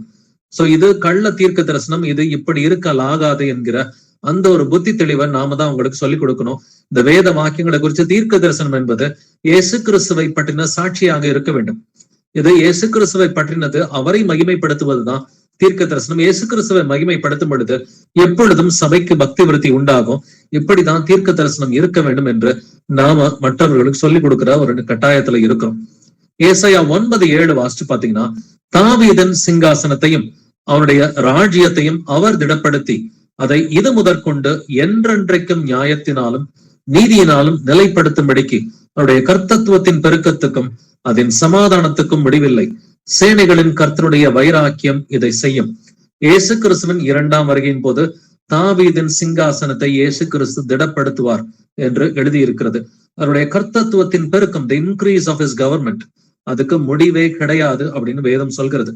அவருடைய கவர்மெண்ட் என்றென்றைக்கும் இன்க்ரீஸ் ஆகிக்கிட்டே தான் இருக்கும். அதனுடைய சமாதானத்துக்கும் முடிவே கிடையாதுன்னு சொல்லி வேதம் சொல்கிறது. இயேசு கிறிஸ்துவும் தன்னுடைய 2ஆம் வருகை எப்படி இருக்க போகிறது அப்படின்னு சொல்லி புதிய ஏற்பாட்டுல தீர்க்க தரிசனங்களை கொடுத்திருக்கிறாரு. வாசிக்கலாம். மத்தேயு 24:30, Matthew 24:30. அப்பொழுது மனுஷகுமாரனுடைய அடையாளம் வானத்தில் காணப்படும். அப்பொழுது மனுஷகுமாரன் வல்லமையோடும் மிகுந்த மகிமையோடும் வானத்தின் மேகங்கள் மேல் வருகிறதை பூமியில் உள்ள சகல கோத்திரத்தாரும் கண்டு புலம்புவார்கள். ஆமென். மனுஷகுமாரனுடைய அடையாளம் வானத்தில் காணப்படும். அப்பொழுது மனுஷகுமாரன் வல்லமையோடும் மிகுந்த மகிமையோடும் வானத்தின் மேகங்கள் மேல் வருகிறதை பூமியில் உள்ள சகல கோத்திரத்தாரும் கண்டு புலம்புவார்கள். இந்த 2ஆம் வருகைக்குரிய தீர்க்க தரிசனம் இதுவரைக்கும் நடக்கல. நம்ம இதெல்லாம் நடக்க போறதுக்காக தான் ஆவலோடு காத்து கொண்டிருக்கிறோம். கர்த்தருடைய பிள்ளைகள் கர்த்தருடைய 2ஆம் வருகைக்காக மிகுந்த ஆவலோட காத்து கொண்டிருக்கிறார்கள். சோ அது சமீபத்துல இருக்குன்றத நம்ம பொறுமையா காத்துக்கிட்டு வெயிட் பண்ணிட்டு இருக்கிறோம். பட் இதெல்லாம் நடக்க போகிற தீர்க்க தரிசனம் இதுவும் இயேசு கிறிஸ்துவை குறித்ததுதான். பட் இதே வசனத்தை தான் கொஞ்சம் டிஃபரெண்டா வெளிப்படுத்தின விசேஷம் 1:7 கர்த்தர் பேசி இருக்கிறார். இதோ மேகங்களுடனே வருகிறார், கண்கள் யாவும் அவரை காணும், அவரை குத்தினவர்களும் அவரை காண்பார்கள், பூமியின் கோத்திரத்தார் எல்லாரும் அவரை பார்த்து புலம்புவார்கள், அப்படியே ஆகும், ஆமென் என்று எழுதியிருக்கிறது. சோ மத்தேயு 24:30 கர்த்தர் பேசியதுதான் வெளிப்படுத்தின விசேஷம் 1:7 கர்த்தர் பேசி இருக்கிறாரு. கர்த்தருடைய 2ஆம் வருகையை பத்தி இன்னும் நிறைய தீர்க்க தரிசனங்கள் இருக்கிறது. வாசிக்கலாம். 1 தெசலோனிக்கர் 4ஆம் அதிகாரம் 16 முதல் 17 வரைக்கும். 1 Thessalonians chapter 4 verses 16 to 17. ஏனெனில் கர்த்தர் தாமே ஆரவாரத்தோடும் பிரதான தூதனுடைய சத்தத்தோடும் தேவ எக்காலத்தோடும் வானத்திலிருந்து இறங்கி வருவார். அப்பொழுது கிறிஸ்துவுக்குள் மரித்தவர்கள் முதலாவது எழுந்திருப்பார்கள். பின்பு உயிரோடு இருக்கும் நாமும் கர்த்தருக்கு எதிர்கொண்டு போக மேகங்கள் மேல் அவர்களோட கூட ஆகாயத்தில் எடுத்துக்கொள்ளப்பட்டு இவ்விதமாய் எப்பொழுதும் கர்த்தருடனே கூட இருப்போம். ஆமென். இயேசு கிறிஸ்துவின் 2ஆம் வருகை எப்படி இருக்க போகிறது, பரிசுத்தவான்களுடைய உயிர் தேடுதல் எப்படி இருக்க போகிறதுன்னு சொல்லி இந்த தீர்க்க தரிசனம் நமக்கு சொல்லி கொடுக்குது. கர்த்தர் தாமே ஆரவாரத்தோடும் பிரதான தூதனுடைய சத்தத்தோடும் தேவ எக்காலத்தோடும் வானத்திலிருந்து இறங்கி வருவார். அப்பொழுது கிறிஸ்துவுக்குள் மரித்தவர்கள் முதலாவது எழுந்திருப்பார்கள். பின்பு உயிரோடு இருக்கும் நாமும் கர்த்தருக்கு மேகங்கள் மேல் எதிர்கொண்டு போவோம்னு சொல்லி எழுதியிருக்குது. சோ இயேசு கிறிஸ்துவின் 2ஆம் வருகைக்குரிய தீர்க்க தரிசனங்களோ, தீர்க்க தரிசனம் என்றால் அது 1 முதலாம் வருகை அல்லது 2ஆம் வருகை அல்லது கர்த்தருடைய ராஜ்யம் அல்லது அவருடைய சபையினுடைய பக்தி விருத்தி. சோ இதை குறித்து தான் தீர்க்க தரிசனங்கள் சொல்லப்பட்டிருக்குது. இதையே தான் வெளிப்படுத்தின விசேஷம் 22:12 வாசிக்கிறோம். இதோ சீக்கிரமாய் வருகிறேன், அவன் அவனுடைய கிரியைகளின்படி அவன் அவனுக்கு நான் அளிக்கும் பலன் என்னோட கூட வருகிறதுன்னு சொல்லி கர்த்தர் தன்னுடைய 2ஆம் வருகையை பத்தி அவரே வெளிப்படுத்தின விசேஷத்துல பேசி இருக்கிறார். சோ தீர்க்க தரிசனம் என்பது இயேசு கிறிஸ்துவை குறித்ததாக இருக்க வேண்டும், அவரை மகிமைப்படுத்த வேண்டும். ஜக்கரியா 14:9 வாசிக்கலாம். ஜக்கரியா 14:9. அப்பொழுது கர்த்தர் பூமியின் மீதெங்கும் ராஜாவாய் இருப்பார். அந்நாளில் ஒரே கர்த்தர் இருப்பார், அவருடைய நாமமும் ஒன்றாயிருக்கும். ஆமென். அப்பொழுது கர்த்தர் பூமியின் மீதெங்கும் ராஜாவாய் இருப்பார். இந்த அப்பொழுதுன்ற வார்த்தைக்கு அர்த்தம் புரியணும்னா முதல் 8 வசனங்களை வாசிக்கணும். இது 2ஆம் வருகை நடந்த பிறகு என்ன நடக்கும்னா, அப்பொழுது கர்த்தர் பூமியின் மீதெங்கும் ராஜாவாய் இருப்பார், அந்நாளிலே ஒரே கர்த்தர் இருப்பார், அவருடைய நாமமும் ஒன்றாயிருக்கும். 2ஆம் வருகைக்கு பிறகு கர்த்தருடைய நாமம் மக்களுக்கு வெளிப்படுத்தப்படும். ஒரே கர்த்தர் என்பதை பூமியின் மக்கள் எல்லோரும் அறிந்து கொள்வார்கள் அப்படின்னு வேதம் நமக்கு தெளிவுபடுத்துது. சோ இதே மாதிரி 2ஆம் வருகையை குறித்த ஒரு வசனம் தான் வெளிப்படுத்தின விசேஷம் 11:15. 7ஆம் தூதன் எக்காலம் ஊதினான், அப்பொழுது உலகத்தின் ராஜ்யங்கள் நம்முடைய கர்த்தருக்கும் அவருடைய கிறிஸ்துவுக்கும் உரிய ராஜ்யங்களாயின, அவர் சதா காலங்களிலும் ராஜ்யபாரம் பண்ணுவார் என்னும் கம்பீர சத்தங்கள் வானத்தில் உண்டாயின. சோ இயேசு கிறிஸ்துவின் வருகை எப்படி இருக்க போகிறது? இந்த பூமிக்குரிய எல்லா ராஜ்யமும் அவருடைய ராஜ்யமாக மாறப்போகிறதுன்னு சொல்லி நம்ம ஜக்கரியாலையும் வாசிச்சோம், வெளிப்படுத்தின விசேஷம் 11:15 வாசிச்சோம். இதே மாதிரிதான் வெளிப்படுத்தின விசேஷம் 22:7 இதோ சீக்கிரமாய் வருகிறேன், இந்த புஸ்தகத்தில் உள்ள தீர்க்க தரிசன வசனங்களை கை கொள்ளுகிறவன் பாக்கியவான் என்றார். இந்த புஸ்தகத்தில் உள்ள தீர்க்க தரிசன வசனங்களை என்று கர்த்தர் பேசுகிறார். வெளிப்படுத்தின விசேஷம் புஸ்தகமே தீர்க்க தரிசன புஸ்தகமாய் இருக்கிறது. இந்த தீர்க்க தரிசன புஸ்தகங்களை நம்ம வாசிக்கிறதும் பாக்கியம், இதை கேட்பவனும் பாக்கியவான், இதை கை கொள்ளுகிறவன் பாக்கியவான் சொல்லி முதல் அதிகாரத்துல எழுதியிருக்கும். பட் கடைசி அதிகாரத்துல இதை கை கொள்ளுகிறவன் மட்டும் பாக்கியவான் என்று எழுதியிருக்கிறது. அப்ப தீர்க்க தரிசனங்கள் எல்லாமே இயேசு கிறிஸ்துவை குறித்ததாக இருக்க வேண்டும், அவரை மகிமைப்படுத்த வேண்டும், அவருடைய சபைக்கு பக்தி விருத்தி உண்டாக்கணும். பட் தீர்க்க தரிசனத்துல இன்னொரு காரியமும் இருக்குது. கர்த்தர் பாவத்தை கடிந்து கொள்ளும் பொழுது யார் மேலேயாவது ஏதாவது ஒரு தண்டனை வருதுன்னு சொன்னாக்க அதுவும் தீர்க்க தரிசனமாக கொடுக்கப்பட்டிருக்கிறது. வாசிக்கலாம் யோவான் 16:8. ஜான் 16:8. அவர் வந்து பாவத்தை குறித்தும் நீதியை குறித்தும் நியாய தீர்ப்பை குறித்தும் உலகத்தை கண்டித்து உணர்த்துவார். ஆமென். ஆவியானவர் வரும் பொழுது பாவத்தை குறித்தும் நீதியை குறித்தும் நியாய தீர்ப்பை குறித்தும் உலகத்தை கண்டித்து உணர்த்துவார். சோ இங்க நியாய தீர்ப்பு, அப்ப ஜட்ஜ்மெண்ட்னு சொல்லி இருக்குது. சோ இந்த ஜட்ஜ்மெண்ட் கூட தீர்க்க தரிசனமாக கொடுக்கப்பட்டிருக்கிறது. சோ ஒரு முக்கியமான ஜட்ஜ்மெண்ட்டை பத்தி நம்ம வாசிக்கலாம். ஏசாயா 13ஆம் அதிகாரம் வசனங்கள் 9 முதல் 11 வரை வாசிக்கலாம். ஐசாயா 13:9-11. இதோ தேசத்தை பாழாக்கி அதன் பாவிகளை அதிலிருந்து அழிப்பதற்காக கர்த்தருடைய நாள் கடூரமும் மூர்க்கமும் உக்கிர கோபமுமாய் வருகிறது. வானத்தின் நட்சத்திரங்களும் ராசிகளும் ஒளி கொடாதிருக்கும். சூரியன் உதிக்கையில் இருண்டு போம், சந்திரன் ஒளி கொடாதிருக்கும். பாவத்தின் நிமித்தம் உலகத்தையும் அக்கிரமத்தின் நிமித்தம் துன்மார்க்கரையும் நான் தண்டித்து அகங்காரரின் பெருமையை ஒழிய பண்ணி கொடியரின் இடும்பை தாழ்த்துவேன். ஆமென். தேசத்தை பாழாக்கி அப்படின்னு சொல்லி கர்த்தர் இஸ்ரவேல் தேசத்தை குறித்து ஒரு தீர்க்க தரிசனம் கொடுக்கிறார். அதன் பாவிகளை அதிலிருந்து அழிப்பதற்காக, யார் அழிப்பதற்காக? இஸ்ரவேல் தேசத்துல இருக்கிற பாவிகளை மட்டும் கர்த்தர் அழிக்கிறாருன்னு சொல்லி வேதம் சொல்லுது. சோ இந்த கர்த்தருடைய நாள் எப்படி இருக்குமா? கடூரமும் மூர்க்கமும் உக்கிர கோபமுமாய் வருகிறது. அப்ப இந்த கடைசி நாட்களிலே கர்த்தருடைய 2ஆம் வருகைக்கு முன்னாடி இஸ்ரவேல் தேசத்துல பெரிய யுத்தங்கள் போர்கள் இருக்கும். அங்க அழிய போறவங்க எல்லாம் யாரு? அதன் பாவிகள் என்று வேதம் சொல்கிறது. அப்ப அதே போல பாவத்தின் நிமித்தம் உலகத்தையும் அக்கிரமத்தின் நிமித்தம் துன்மார்க்கரையும் நான் தண்டித்து, யார கர்த்தர் தண்டிக்கிறாரு? துன்மார்க்கரை தண்டிக்கிறாருன்னு வேதம் சொல்லுது. அப்ப 2ஆம் வருகைக்கு முன்னாடி வரப்போகிற இந்த யுத்தங்கள் போர்கள், இஸ்ரேலுக்கான இக்கட்டு காலம், 3ஆம் உலக போர், இதுல மரிக்க போறவங்க எல்லாம் யாரு? துன்மார்க்கர், பாவிகள் என்று வேதம் தெளிவாவே சொல்லுது. அப்ப பாவம் இருக்கும் பொழுது அதற்கான இந்த நியாய தீர்ப்பை குறித்தும் கர்த்தர் தீர்க்க தரிசனமாக பேசி இருக்கிறார். ஏசாயா 30ஆம் அதிகாரம் வசனங்கள் 10 முதல் 11 வாசிக்கலாம். Isaiah chapter 30 verses 10-11. இவர்கள் தரிசனக்காரரை நோக்கி தரிசனம் காண வேண்டாம் என்றும், ஞான திருஷ்டிக்காரரை நோக்கி யதார்த்தமாய் எங்களுக்கு தரிசனம் சொல்லாமல் எங்களுக்கு இதமான சொற்களை உரைத்து மாயமானவைகளை திருஷ்டியுங்கள் என்றும், நீங்கள் வழியை விட்டு பாதையை நின்று விலகி இஸ்ரவேலின் பரிசுத்தரை எங்கள் முன்பாக இராமல் ஓய பண்ணுங்கள் என்றும் சொல்லுகிறார்கள். ஆமென். இவர்கள் தரிசனக்காரரை நோக்கி பாவிகள் என்ன சொல்லுவாங்களா? தரிசனம் காண வேண்டாம் என்றும், ஞான திருஷ்டிக்காரரை நோக்கி யதார்த்தமாய் எங்களுக்கு தரிசனம் சொல்லாமல் எங்களுக்கு இதமான சொற்களை உரைத்து மாயமானவைகளை திருஷ்டியுங்கள். எங்களுக்கு பிடிச்சதை மட்டும் பேசுங்கப்பா, எங்களுக்கு பிடிக்காத பேசாதீங்க. சோ கர்த்தர் சில நேரம் வந்துட்டு பாவத்தை குறித்து கண்டிக்கும் பொழுது அது திட்டமும் தீர்க்கமுமாக தான் வந்துட்டு இருக்கும். யோவான் ஸ்நானன் வந்துட்டு பிரீச் பண்ணதை கவனிச்சு பாருங்க. கடிந்து கொண்டுதான் வந்துட்டு புத்தி சொன்னான். போதக சிட்சையே ஜீவ வழி என்று எழுதி இருக்கிறது. சோ அந்த போதக சிட்சையோட தான் வந்துட்டு ஒரு சில தீர்க்கதரிசிகள் தீர்க்க தரிசனம் உரைத்தார்கள். அது யோவான் ஸ்நானனா இருக்கலாம், அல்லது எரேமியா தீர்க்கதரிசியா இருக்கலாம். இவங்க எல்லாம் கடிஞ்சுக்கிட்டு தான் வந்துட்டு தீர்க்க தரிசனம் உரைத்தார்கள். இது ஜனங்களுக்கு பிடிக்கவில்லை. அதனால அவங்க என்ன சொல்றாங்க? மாயமானவைகளை எங்களுக்கு திருஷ்டிங்க, எங்களுக்கு காதுக்கு இதமானதை சொல்லிக் கொடுங்கப்பா.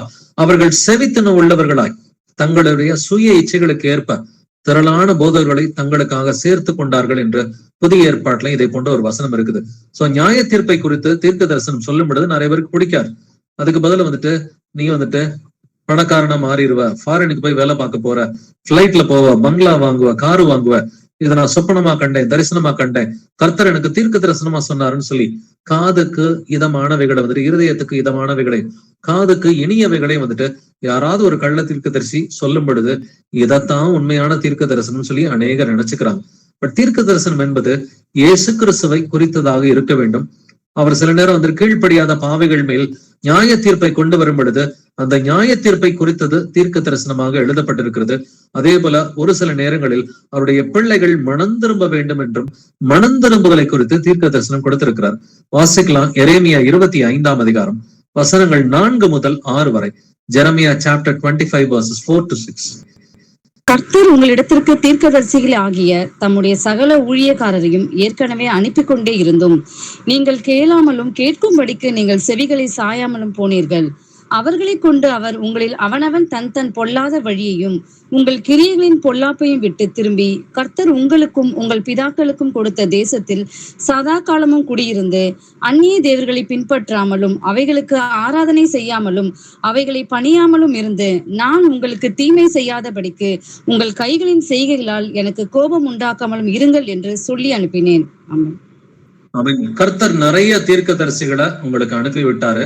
அவர்களை கொண்டு கர்த்தர் உங்களில் அவனவன் தன் தன் பொல்லாத வழியையும் உங்கள் கிரியைகளின் பொல்லாப்பையும் விட்டு திரும்பி மனம் திரும்புங்க அப்படின்னு சொல்லி நிறைய தீர்க்க தரிசிகள் உங்களுக்கு சொல்லியும் நீங்க கேட்கல.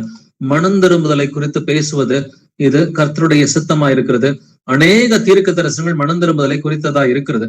நீங்க ஒரு புஸ்தகத்துல வாசிக்கும் பொழுது பாத்தீங்கன்னா யோனாவின் புஸ்தகத்தை வாசிக்கிறோம். யோனா வந்துட்டு நினிவே பட்டணத்துக்கு போறான். அங்க போய் இந்த ஊர் அழிஞ்சு போயிரும் சொல்லி தீர்க்க தரிசனமாக உரை அப்படின்னு கர்த்தர் சொல்றாரு. சோ தீர்க்க தரிசனம் உரைக்கிறோம், அந்த ஜனங்கள் மனம் திரும்புறாங்க.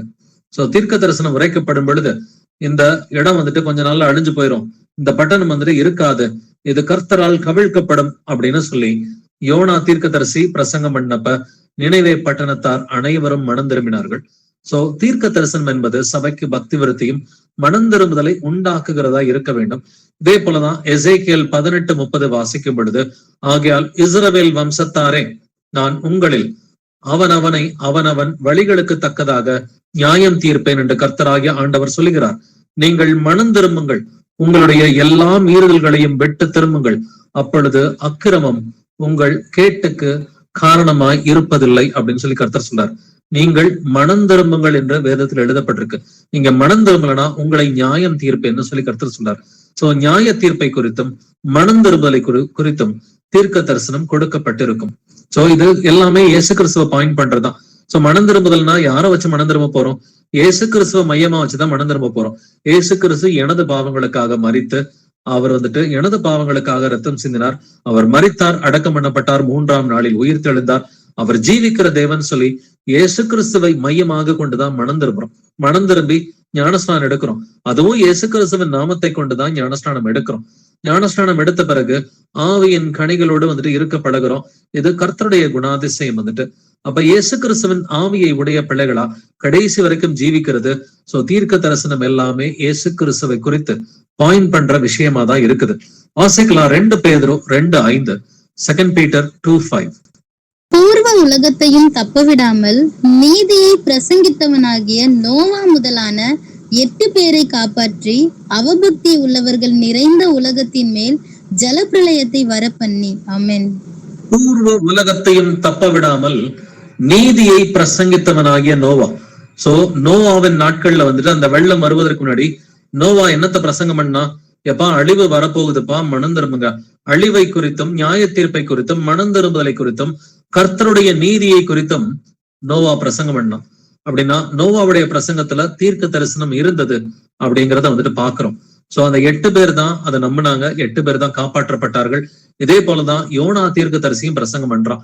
யோனா 3ஆம் அதிகாரத்துல 4 முதல் 5 வசனங்களை வாசிக்கும் பொழுது, யோனா நகரத்தில் பிரவேசித்து ஒரு நாள் பிரயாணம் பண்ணி இன்னும் 40 நாள் உண்டு, அப்பொழுது நினிவே கவிழ்க்கப்பட்டு போகும் என்று கூறினான். அப்பொழுது நினிவேயில் உள்ள ஜனங்கள் தேவனை விசுவாசித்து உபவாசம் செய்யும்படி கூறினார்கள்.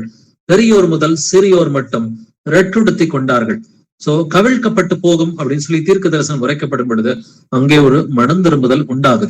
சோ எப்பொழுதுமே மனம் திரும்புதலுக்கு ஏதுவாக நியாய தீர்ப்பு வரும் என்றும் மனம் திரும்புங்கன்னு சொல்லி மனம் திரும்புதலுக்கு ஏதுவாக ஒரு தீர்க்க தரிசனம் உரைக்கப்பட வேண்டும். சோ தீர்க்க தரிசனம் என்பது இயேசு கிறிஸ்துவ போக்கஸ் பண்ணி இயேசு கிறிஸ்துவை மகிமைப்படுத்துறதா தான் வந்துட்டு இருக்கணும். சோ இதே போலதான் வந்துட்டு யோவான் ஸ்நானனும் மத்தேயு 3ஆம் அதிகாரத்துல முதல் 2 வசனம் வாசிக்கும் பொழுது, அந்நாட்களில் யோவான் ஸ்நானன் யூதயாவின் வனாந்தரத்தில் வந்து மனம் திரும்புங்கள், பரலோக ராஜ்யம் சமீபத்திருக்கிறது என்று பிரசங்கம் பண்ணினான். அவன் சொன்னது நடந்துச்சுன்னா பரலோக ராஜ்யத்துக்குரியவர் பூமிக்கு வந்தார். இயேசு கிறிஸ்து பரலோகத்தின் தேவன் பூமிக்கு இறங்கி வந்ததுனால பரலோக ராஜ்யம் சமீபத்திருக்கிறது, மனம் திரும்புங்கள்னு சொல்லி அவன் தீர்க்க தரிசனமா உரைக்கிறான். மனம் திரும்பினவங்க எல்லாருமே அந்த தீர்க்க தரிசனத்தை கேட்டு மனம் திரும்பின அத்தனை பேருமே இயேசு கிறிஸ்துவை தங்கள் சொந்த ரட்சகராக அவர்கள் ஏற்றுக்கொண்டார்கள். அப்படின்னா மனம் திரும்புதலை குறித்து தீர்க்க தரிசனம் சொல்லப்பட வேண்டும், தனி மனித வாழ்க்கையை குறித்து அல்ல. லூக்கா 13ஆம் அதிகாரம் 3வது வசனம் வாசிக்கலாம். லூக் 13:3. அப்படி அல்லவென்று உங்களுக்கு சொல்லுகிறேன், நீங்கள் மனம் திரும்பாமல் போனால் எல்லாரும் அப்படியே கெட்டு போவீர்கள். ஆமென். நீங்கள் மனம் திரும்பாமற் போனால் எல்லாரும் அப்படியே கெட்டு போவீர்கள். சோ மனம் திரும்புதலுக்கு ஏதுவாக சொல்லப்படுவது தீர்க்க தரிசனமாக இருக்கிறது. எபிரேயர் 12:14 வாசிக்கும் பொழுது, யாவரோடும் சமாதானமாய் இருக்கவும் பரிசுத்தம் உள்ளவர்களாய் இருக்கவும் நாடுங்கள், பரிசுத்தம் இல்லாமல் ஒருவனும் கர்த்தரை தரிசிப்பதில்லையே. நீ மனம் திரும்பினாதான் பரிசுத்தமா இருக்க முடியும், பரிசுத்தமா இருந்தாதான் கர்த்தரை தரிசிக்க முடியும் சொல்லி மனம் திரும்புதலை குறித்தும் நியாய தீர்ப்பை குறித்தும் இந்த தீர்க்க தரிசனங்கள் உரைக்கப்பட வேண்டும். அப்படிப்பட்ட எல்லா தீர்க்க தரிசனங்களும் பைபிள்லயே இருக்குது. நம்ம தனியா எதுக்காக இன்வென்ட் பண்ணணுன்ற அவசியமே கிடையாது. இன்னைக்கு அநேக கள்ள தீர்க்க தரிசிகள் கர்த்தர் உரைக்கிறார் அப்படின்னு சொல்லி ரொம்ப வந்துட்டு நிதானமே இல்லாம அலட்சியமா கர்த்தருடைய நாமத்தை தூஷித்துக் கொண்டிருக்கிறார்கள். தீர்க்க தரிசனம் என்பது சுய தோற்றம் உடையதாய் இருக்காது அப்படின்னு வேதம் வந்துட்டு சொல்லுது. பேதுரு இத தெளிவாவே எழுதியிருக்கிறான். சோ மீண்டும் ஒரு முக்கியமான வசனத்தை வாசிக்க போறோம். தீர்க்க தரிசனம் என்பது சபைக்கு பக்தி வர்த்தி உண்டாக்கத்தக்கதா இருக்க வேண்டும். 1 கொரிந்தியர் 14ஆம் அதிகாரம் வசனங்கள் 3 முதல் 4 வரை வாசிக்கலாம். 1 Corinthians chapter 14 verses 3-4. தீர்க்க தரிசனம் சொல்லுகிறவனோ மனுஷருக்கு பக்தி விருத்தியும் புத்தியும் ஆறுதலும் உண்டாகத்தக்கதாக பேசுகிறான். அந்நிய பாஷையில் பேசுகிறவன் தனக்கே பக்தி விருத்தி உண்டாக பேசுகிறான். தீர்க்க தரிசனம் சொல்லுகிறவனோ சபைக்கு பக்தி விருத்தி உண்டாக பேசுகிறான். ஆமென். தீர்க்க தரிசனம் சொல்லுகிறவனோ மனுஷருக்கு பக்தி விருத்தியும் புத்தியும் ஆறுதலும் உண்டாகத்தக்கதாக பேசுகிறான். அப்ப தீர்க்க தரிசனம்னாக்க அது சபையில இருக்கிற சீஷர்களுக்கு, விசுவாசிகளுக்கு அது பக்தி விருத்தியை கொடுக்கணும், புத்தியை கொடுக்கணும், ஆறுதலை கொடுக்கணும். அதுதான் தீர்க்க தரிசனம். அந்நிய பாஷையில பேசுகிறவன் தனக்கே பக்தி விருத்தி உண்டாக பேசுகிறான். தீர்க்க தரிசனம் சொல்லுகிறவனோ சபைக்கு பக்தி விருத்தி உண்டாக பேசுகிறான். அப்போ ஒரு தீர்க்க தரிசனம் இருந்தா சபைக்கு பக்தி விருத்தியா இருக்கணும். தனி நபருக்கு அறிவிக்கப்படுவது தீர்க்க தரிசனம் அல்ல. வாசிக்கலாம். 1 கொரிந்தியர் 14ஆம் அதிகாரம் 31ஆம் வசனம். 1 Corinthians 14:31. எல்லாரும் கற்கிறதற்கும் எல்லாரும் தேறுகிறதற்கும் நீங்கள் அனைவரும் ஒவ்வொருவராக தீர்க்க தரிசனம் சொல்லலாம். ஆமென். எல்லாரும் கற்கிறதற்கும் எல்லாரும் தேறுகிறதற்கும் நீங்கள் அனைவரும் ஒவ்வொருவராய் தீர்க்க தரிசனம் சொல்லலாம். அப்ப எல்லாருமே கத்துக்கணும், எல்லாருமே தேரணும். எதுக்காக தான் தீர்க்க தரிசனம் கர்த்தர் கொடுக்கிறார் அப்படின்னா, சபையில பொதுவாக எல்லாருடைய பக்தி விருத்திக்காக, எல்லாருடைய புத்தி வந்துட்டு தெளிவடையணுன்றதுக்காக, எல்லாருடைய ஆறுதலுக்காக தான் கர்த்தர் தீர்க்க தரிசனம் கொடுக்கிறாரே ஒழிய இது தனி மனித வாழ்க்கைக்காக இல்ல. சோ தீர்க்க தரிசனம் என்பது கர்த்தருடைய சித்தத்தை வெளிப்படுத்துவது, கர்த்தருடைய சத்தியத்தை, கர்த்தருடைய நீதியை வெளிப்படுத்துவது இது தீர்க்க தரிசனமா இருக்கணும். இது இயேசு கிறிஸ்துவை குறித்த சாட்சியாக இருக்க வேண்டும்.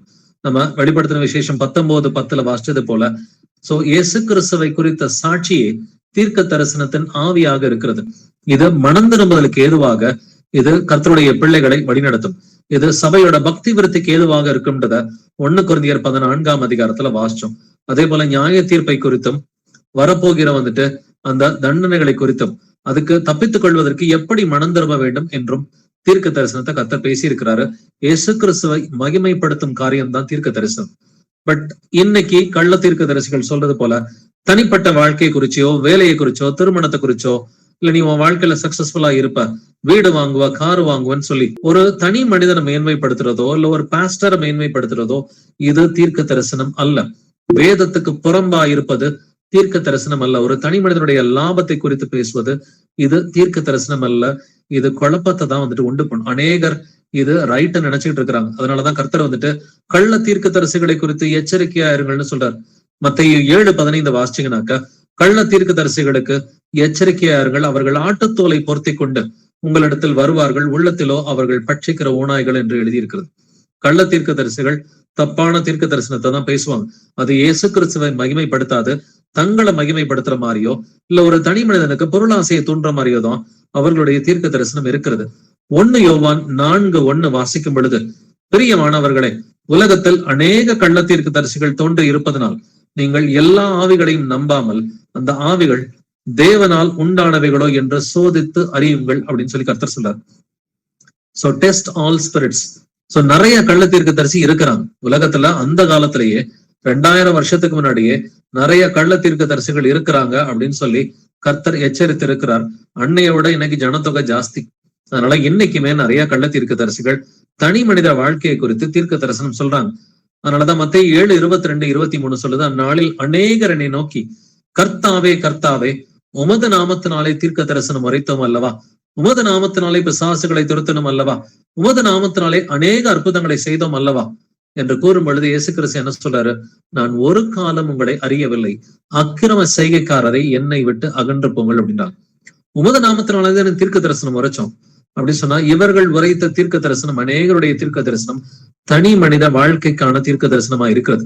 தனி மனித வாழ்க்கையினுடைய முன்னேற்றத்தை குறித்தும், சோ அவங்களுடைய படிப்பு, வேலை, சம்பளம், இதை குறித்தது தீர்க்க தரிசனம் அல்ல. ஆனாலும் ஜனங்கள் ஏற்றுக்கொள்ள மாட்டார்கள் என்றும் வேதம் சொல்கிறது.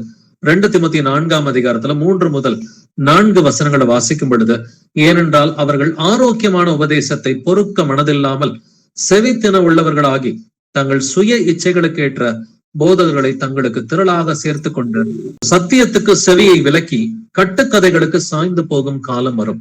சோ கடைசி நாட்கள் இப்படிப்பட்ட கொடிய நாட்களா இருக்கும். சத்தியத்தை சொன்னா, கர்த்தருடைய உண்மையான தீர்க்க தரிசனங்களை எடுத்து பைபிள்ல இருந்து எடுத்து விளக்கி சொன்னா அநேகர் கேட்க மாட்டாங்க. அதுக்கு பதிலா எனக்கு காது கிணியவைகளை நீ பேசு, நான் எனக்கு வேலை கிடைக்கிற மாதிரி, நான் வீடு வாங்குற மாதிரி, கார் வாங்குற மாதிரி, இப்படிப்பட்ட கள்ள தீர்க்க தரிசிகளை தேடி அநேக கள்ள கிறிஸ்தவர்கள் ஓடுவார்கள் என்று கர்த்தர் தெளிவாதான் பேசி இருக்கிறார். சோ கர்த்தர் தங்களை அனுப்பாதிருந்தும் கர்த்தர் உரைத்தார் என்று சொல்லி அவர்கள் அபத்தத்தையும் பொய்யை குறித்தும் தரிசித்து காரியத்தை நிர்வாகம் பண்ணலாம் என்று நம்பிக்கையா இருக்கிறார்கள். கர்த்தர் அவங்கள அனுப்பவே இல்லை, கர்த்தர் அவங்கள்ட்ட பேசவே இல்லை. ஆனாலும் கர்த்தர் சொல்றதை நாங்க சொல்லுவோம்னு சொல்லி சொல்வார்கள் என்று வேதத்துல எசேக்கியேல் 13 வசனத்துல எழுதியிருக்குது. இப்படி அநேக பழைய ஏற்பாட்டிலையும் புதிய ஏற்பாட்டிலையும் பாத்தீங்கன்னாக்க நிறைய விஷயத்துல மனம் போன போக்கின்படிதான் இவர்கள் தீர்க்க தரிசனம் உரைப்பார்கள். மீகா 2:11 வாசிக்கும் பொழுது, மனம் போகிற போக்கின்படி போய் அபத்தமானதை உரைக்கிற ஒருவன் திராட்சை ரசத்தையும் மதுபானத்தையும் குறித்து நான் உனக்கு பிரசங்கிப்பேன் என்றால் அவனே இந்த ஜனத்திற்கு ஏற்ற பிரசங்கியா இருப்பான். எதை குறித்து இவர்கள் தீர்க்க தரிசனம் சொல்வார்கள்? திராட்சை ரசத்தை குறித்தும் மதுபானத்தை குறித்தும். உனக்கு நல்ல சாப்பாடு கிடைக்கும், உனக்கு நல்ல வேலை கிடைக்கும், நீ பிளைட்ல போவ, நீ பெரிய பணக்காரனா இருப்ப. இது என்னது? திராட்சை ரசத்தையும் மதுபானத்தை குறித்து பிரசங்கம் பண்ணாக்க அவனே இந்த ஜனத்திற்கு ஏற்ற பிரசங்கியா இருப்பான். பழைய ஏற்பாட்டிலே கர்த்தர் சொல்லிட்டார். மனம் போன போக்கின்படிதான் இன்னைக்கு அநேகர் தீர்க்க தரிசனம் உரைக்கிறார்கள். மீகா 3:11 வசனத்துல, அதன் தலைவர்கள் பரிதானத்துக்கு நியாயம் தீர்க்கிறார்கள், அதன் ஆசாரியர்கள் கூலிக்கு உபதேசிக்கிறார்கள், அதன் தீர்க்க தரிசிகள் பணத்துக்கு குறி சொல்கிறார்கள். தீர்க்கதரிசிகள் பணத்துக்கு குறி சொல்கிறார்கள் என்று பழைய ஏற்பாட்டுல எழுதப்பட்டிருக்கு. நீங்க 1 ராஜாக்கள் 22ஆம் அதிகாரம் படிச்சு பாத்தீங்கன்னா 400 கள்ள தீர்க்கதரிசிகள் ஆகாப் ராஜாவோடு வந்துட்டு இருந்தார்கள் என்று எழுதி இருக்கிறது. அதே போல வந்துட்டு அனனியா அப்படின்ற ஒரு கள்ள தீர்க்கதரிசி எரேமியா தீர்க்கதரிசனிக்கு விரோதமாவே பேசிக்கிட்டு இருந்தான். இந்த எரேமியா 28ஆம் அதிகாரத்துல வாசிக்க முடியும். அப்படின்னாக்க முக்கியமா நம்ம புரிஞ்சுக்க வேண்டியது வந்துட்டு, ஒரு தீர்க்கதரிசி என்றால் அவர் சொல்லுகிற ஒவ்வொரு விஷயமும் உண்மையாக வேண்டும். ஒரு உண்மையான தீர்க்கதரிசி இருக்கிறாருன்னு சொன்னாக்க 10க்கு 10 தீர்க்க தரிசனம் நிறைவேற வேண்டும். 10ல வந்துட்டு 7 நடக்குது 3 நடக்கலன்னு சொன்னாக்க அவரு கர்த்தருடைய தீர்க்கதரிசி அல்ல என்பதை நாம் உணர்ந்து கொள்ள வேண்டும். தீர்க்க தரிசனங்களை அற்பமாய் எண்ணாதிருங்கள் என்று 1 தெசலோனிக்கர் 5:20 சொல்லுது. தீர்க்க தரிசனங்களை அற்பமாய் எண்ணாதிருங்கள், எல்லாவற்றையும் சோதித்து பார்த்து நல்லமானதை பிடித்துக் கொள்ளுங்கள். அப்ப எந்த தீர்க்க தரிசனங்களை அற்பமாய் எண்ணாதிருங்கள் வேதம் சொல்லுது? இன்னைக்கு கள்ள போதர்கள் சொல்ற தீர்க்க தரிசனத்தையா, இல்ல வேதத்துல இருக்கிற தீர்க்க தரிசனத்தையா? வேதத்துல இருக்கிற தீர்க்க தரிசனத்தை அற்பமாய் எண்ணாதிருங்கள் என்று வேதம் சொல்கிறது. அப்ப தீர்க்க தரிசனம் என்றால் அடிப்படையில வந்துட்டு என்னது? இது இயேசுவை பற்றின சாட்சி தீர்க்க தரிசனத்தின் ஆவியாக இருக்கிறது. வெளிப்படுத்தின விசேஷம் 19:10 ரொம்ப அழகா இயேசுவை குறித்த சாட்சி தான் தீர்க்க தரிசனத்தின் ஆவியாக இருக்கிறது. மேலும் தீர்க்க தரிசனத்தை பத்தி நீங்க அதிகமா தெரிஞ்சுக்கணும்னு ஆசைப்பட்டீங்கன்னா 1 கொரிந்தியர் 14ஆம் அதிகாரத்தை ஃபுல்லா வாசிச்சு பாத்துக்கங்க. அதுல 29-33 வசனங்களை வாசிக்கும் பொழுது தீர்க்க தரிசிகள் 2 பேராவது 3 பேராவது பேசலாம், மற்றவர்கள் நிதானிக்க கடவர்கள். அங்கே உட்கார்ந்து இருக்கிற மற்றொருவனுக்கு ஏதாவது வெளிப்படுத்தப்பட்டால் முந்தி பேசினவன் பேசாமல் இருக்க கடவன். எல்லாரும் கற்கிறதற்கும் எல்லாரும் தேறுகிறதற்கும் நீங்கள் அனைவரும் ஒவ்வொருவராக தீர்க்க தரிசனம் சொல்லலாம். தீர்க்க தரிசிகளுடைய ஆவிகள் தீர்க்க தரிசிகளுக்கு அடங்கி இருக்கிறது. தேவன் கலகத்திற்கு தேவனாயிராமல் சமாதானத்திற்கு தேவனாயிருக்கிறார். பரிசுத்தவான்களுடைய சபைகள் எல்லாவற்றிலேயும் அப்படியே இருக்கிறது. சோ கர்த்தர் தீர்க்க தரிசனம் எப்படி உரைக்கணும் அப்படின்றத சொல்லி இருக்கிறார். சோ தீர்க்க தரிசனம் என்பது இயேசு கிறிஸ்துவை குறித்த சாட்சியாக இருக்க வேண்டும். கர்த்தருடைய சித்தத்தை, கர்த்தருடைய சத்தியத்தை, கர்த்தருடைய நீதியை குறித்து உரைப்பதுதான் தீர்க்க தரிசனம். அது இயேசு கிறிஸ்துவை மகிமைப்படுத்துகிறதா இருக்க வேண்டும். அவருடைய 1ஆம் வருகையை பற்றியோ 2ஆம் வருகையை பற்றியோ, கர்த்தருடைய ராஜ்யத்தை குறித்தோ, அவருடைய சபையினுடைய பக்தி விருத்தியை குறித்தோ, அல்லது கர்த்தருடைய பிள்ளைகள் மனம் மாற வேண்டும் என்று அந்த நித்திய நியாய தீர்ப்பை குறித்து, மனம் திரும்புதலை குறித்து அறிவிக்கப்படுவதுதான் வந்துட்டு தீர்க்க தரிசனமா இருக்கிறது. சுய லாபத்தை குறித்தோ தனி மனித வாழ்க்கை குறித்தோ பேசுவது தீர்க்க தரிசனம் அல்ல என்பதை நாம் உணர்ந்தவர்களா? இதுக்கு முன்னாடி பழைய வாழ்க்கையில கள்ள தீர்க்க தரிசிகளை நம்ம நம்பி இருக்கிறோமான்னு சொல்லி நம்மை நாமே நிதானித்து அறிவோம். கள்ள தீர்க்க தரிசிகள் நமக்கு நல்ல காலம் பிறக்குது, நீ கஷ்டத்துல இருக்கிறியா, பரவாயில்ல, இன்னும் 1 மாசம் கழிச்சு கர்த்தர் உனக்கு சரி பண்ணுவாருன்னு சொல்லி, சோ இப்படி எல்லாம் வந்துட்டு நமக்கு தனிப்பட்ட வாழ்க்கை குறித்து தீர்க்க தரிசனம் கொடுத்து அதை நம்ம நம்பிக்கிட்டு கெட்டு போயிருந்தோம்னா அதுக்காக கர்த்தர்ட்ட மன்னிப்பு கேட்போம். தீர்க்க தரிசனம் என்பது இயேசு கிறிஸ்துவை குறித்த சாட்சியாக இருக்க வேண்டும். அது இயேசு கிறிஸ்துவை மகிமைப்படுத்துகிறதா இருக்க வேண்டும். அவருடைய சபைக்கு பொதுவாக பக்தி விருத்தி உண்டாக்குகிறதா இருக்க வேண்டும். தனி மனித தீர்க்க தரிசனங்களை நம்ம நம்பி இருக்கிறோம்னு சொன்னாக்க முதலாவது கர்த்தர்ட்ட இன்னைக்கு நம்ம மன்னிப்பு கேட்போம். ஆண்டவரே, நான் தெரியாம ஒரு கள்ள தீர்க்க தரிசியை நம்பிட்டேன். இன்னைக்கு தீர்க்க தரிசின்னு சொல்லி நீங்க டிவி சேனல் ஆன் பண்ணீங்கன்னாக்க நிறைய சேனல்ஸ்ல கள்ள தீர்க்க தரிசிகள் வருவாங்க. இப்படி எல்லாம் நாங்க நிறைய கள்ள தீர்க்க தரிசிகளை நம்பி இருக்கிறோம். ஆண்டவரே, எங்களை மன்னிச்சிருங்கன்னு சொல்லி மனம் திரும்புதலோட இன்னைக்கான பைபிள் ஸ்டடியை நிறைவு செய்வோம். Praise lord brothers and sisters. எங்கள் கர்த்தராகிய இயேசு கிறிஸ்துவை, எங்கள் அப்பா தந்தையை போற்றுகிறோம், புகழுகிறோம், வாழ்த்தி வணங்கி ஆராதிக்கிறோம், துதிக்கிறோம், உமக்கு நன்றி செலுத்துகிறோம், உமக்கு ஸ்தோத்திரம் செலுத்துகிறோம். ஆண்டவரே, எங்கள் கர்த்தராகிய இயேசுவே, நீர் நல்லவர், வல்லவர், பரிசுத்தர், தூயவர், நீர் இரக்கமுள்ளவர், நீர் சாந்தமுள்ளவர், நீர் நீதி உள்ளவர், துதியும் கனமும் மகிமையும் வல்லமையும் என்றென்றும் உடையதே. இயேசுவை பற்றின சாட்சி தீர்க்க தரிசனத்தின் ஆவியாக இருக்கிறது என்று வேதத்தில் எழுதி இருக்கிறது போல, ஆண்டவரே, தீர்க்க தரிசனம் என்பது இயேசு கிறிஸ்துவை குறித்து சாட்சி கொடுக்கிறதா இருக்க வேண்டும், இயேசு கிறிஸ்துவை மகிமைப்படுத்துகிறதா இருக்க வேண்டும் என்று வேதம் சொல்கிறது.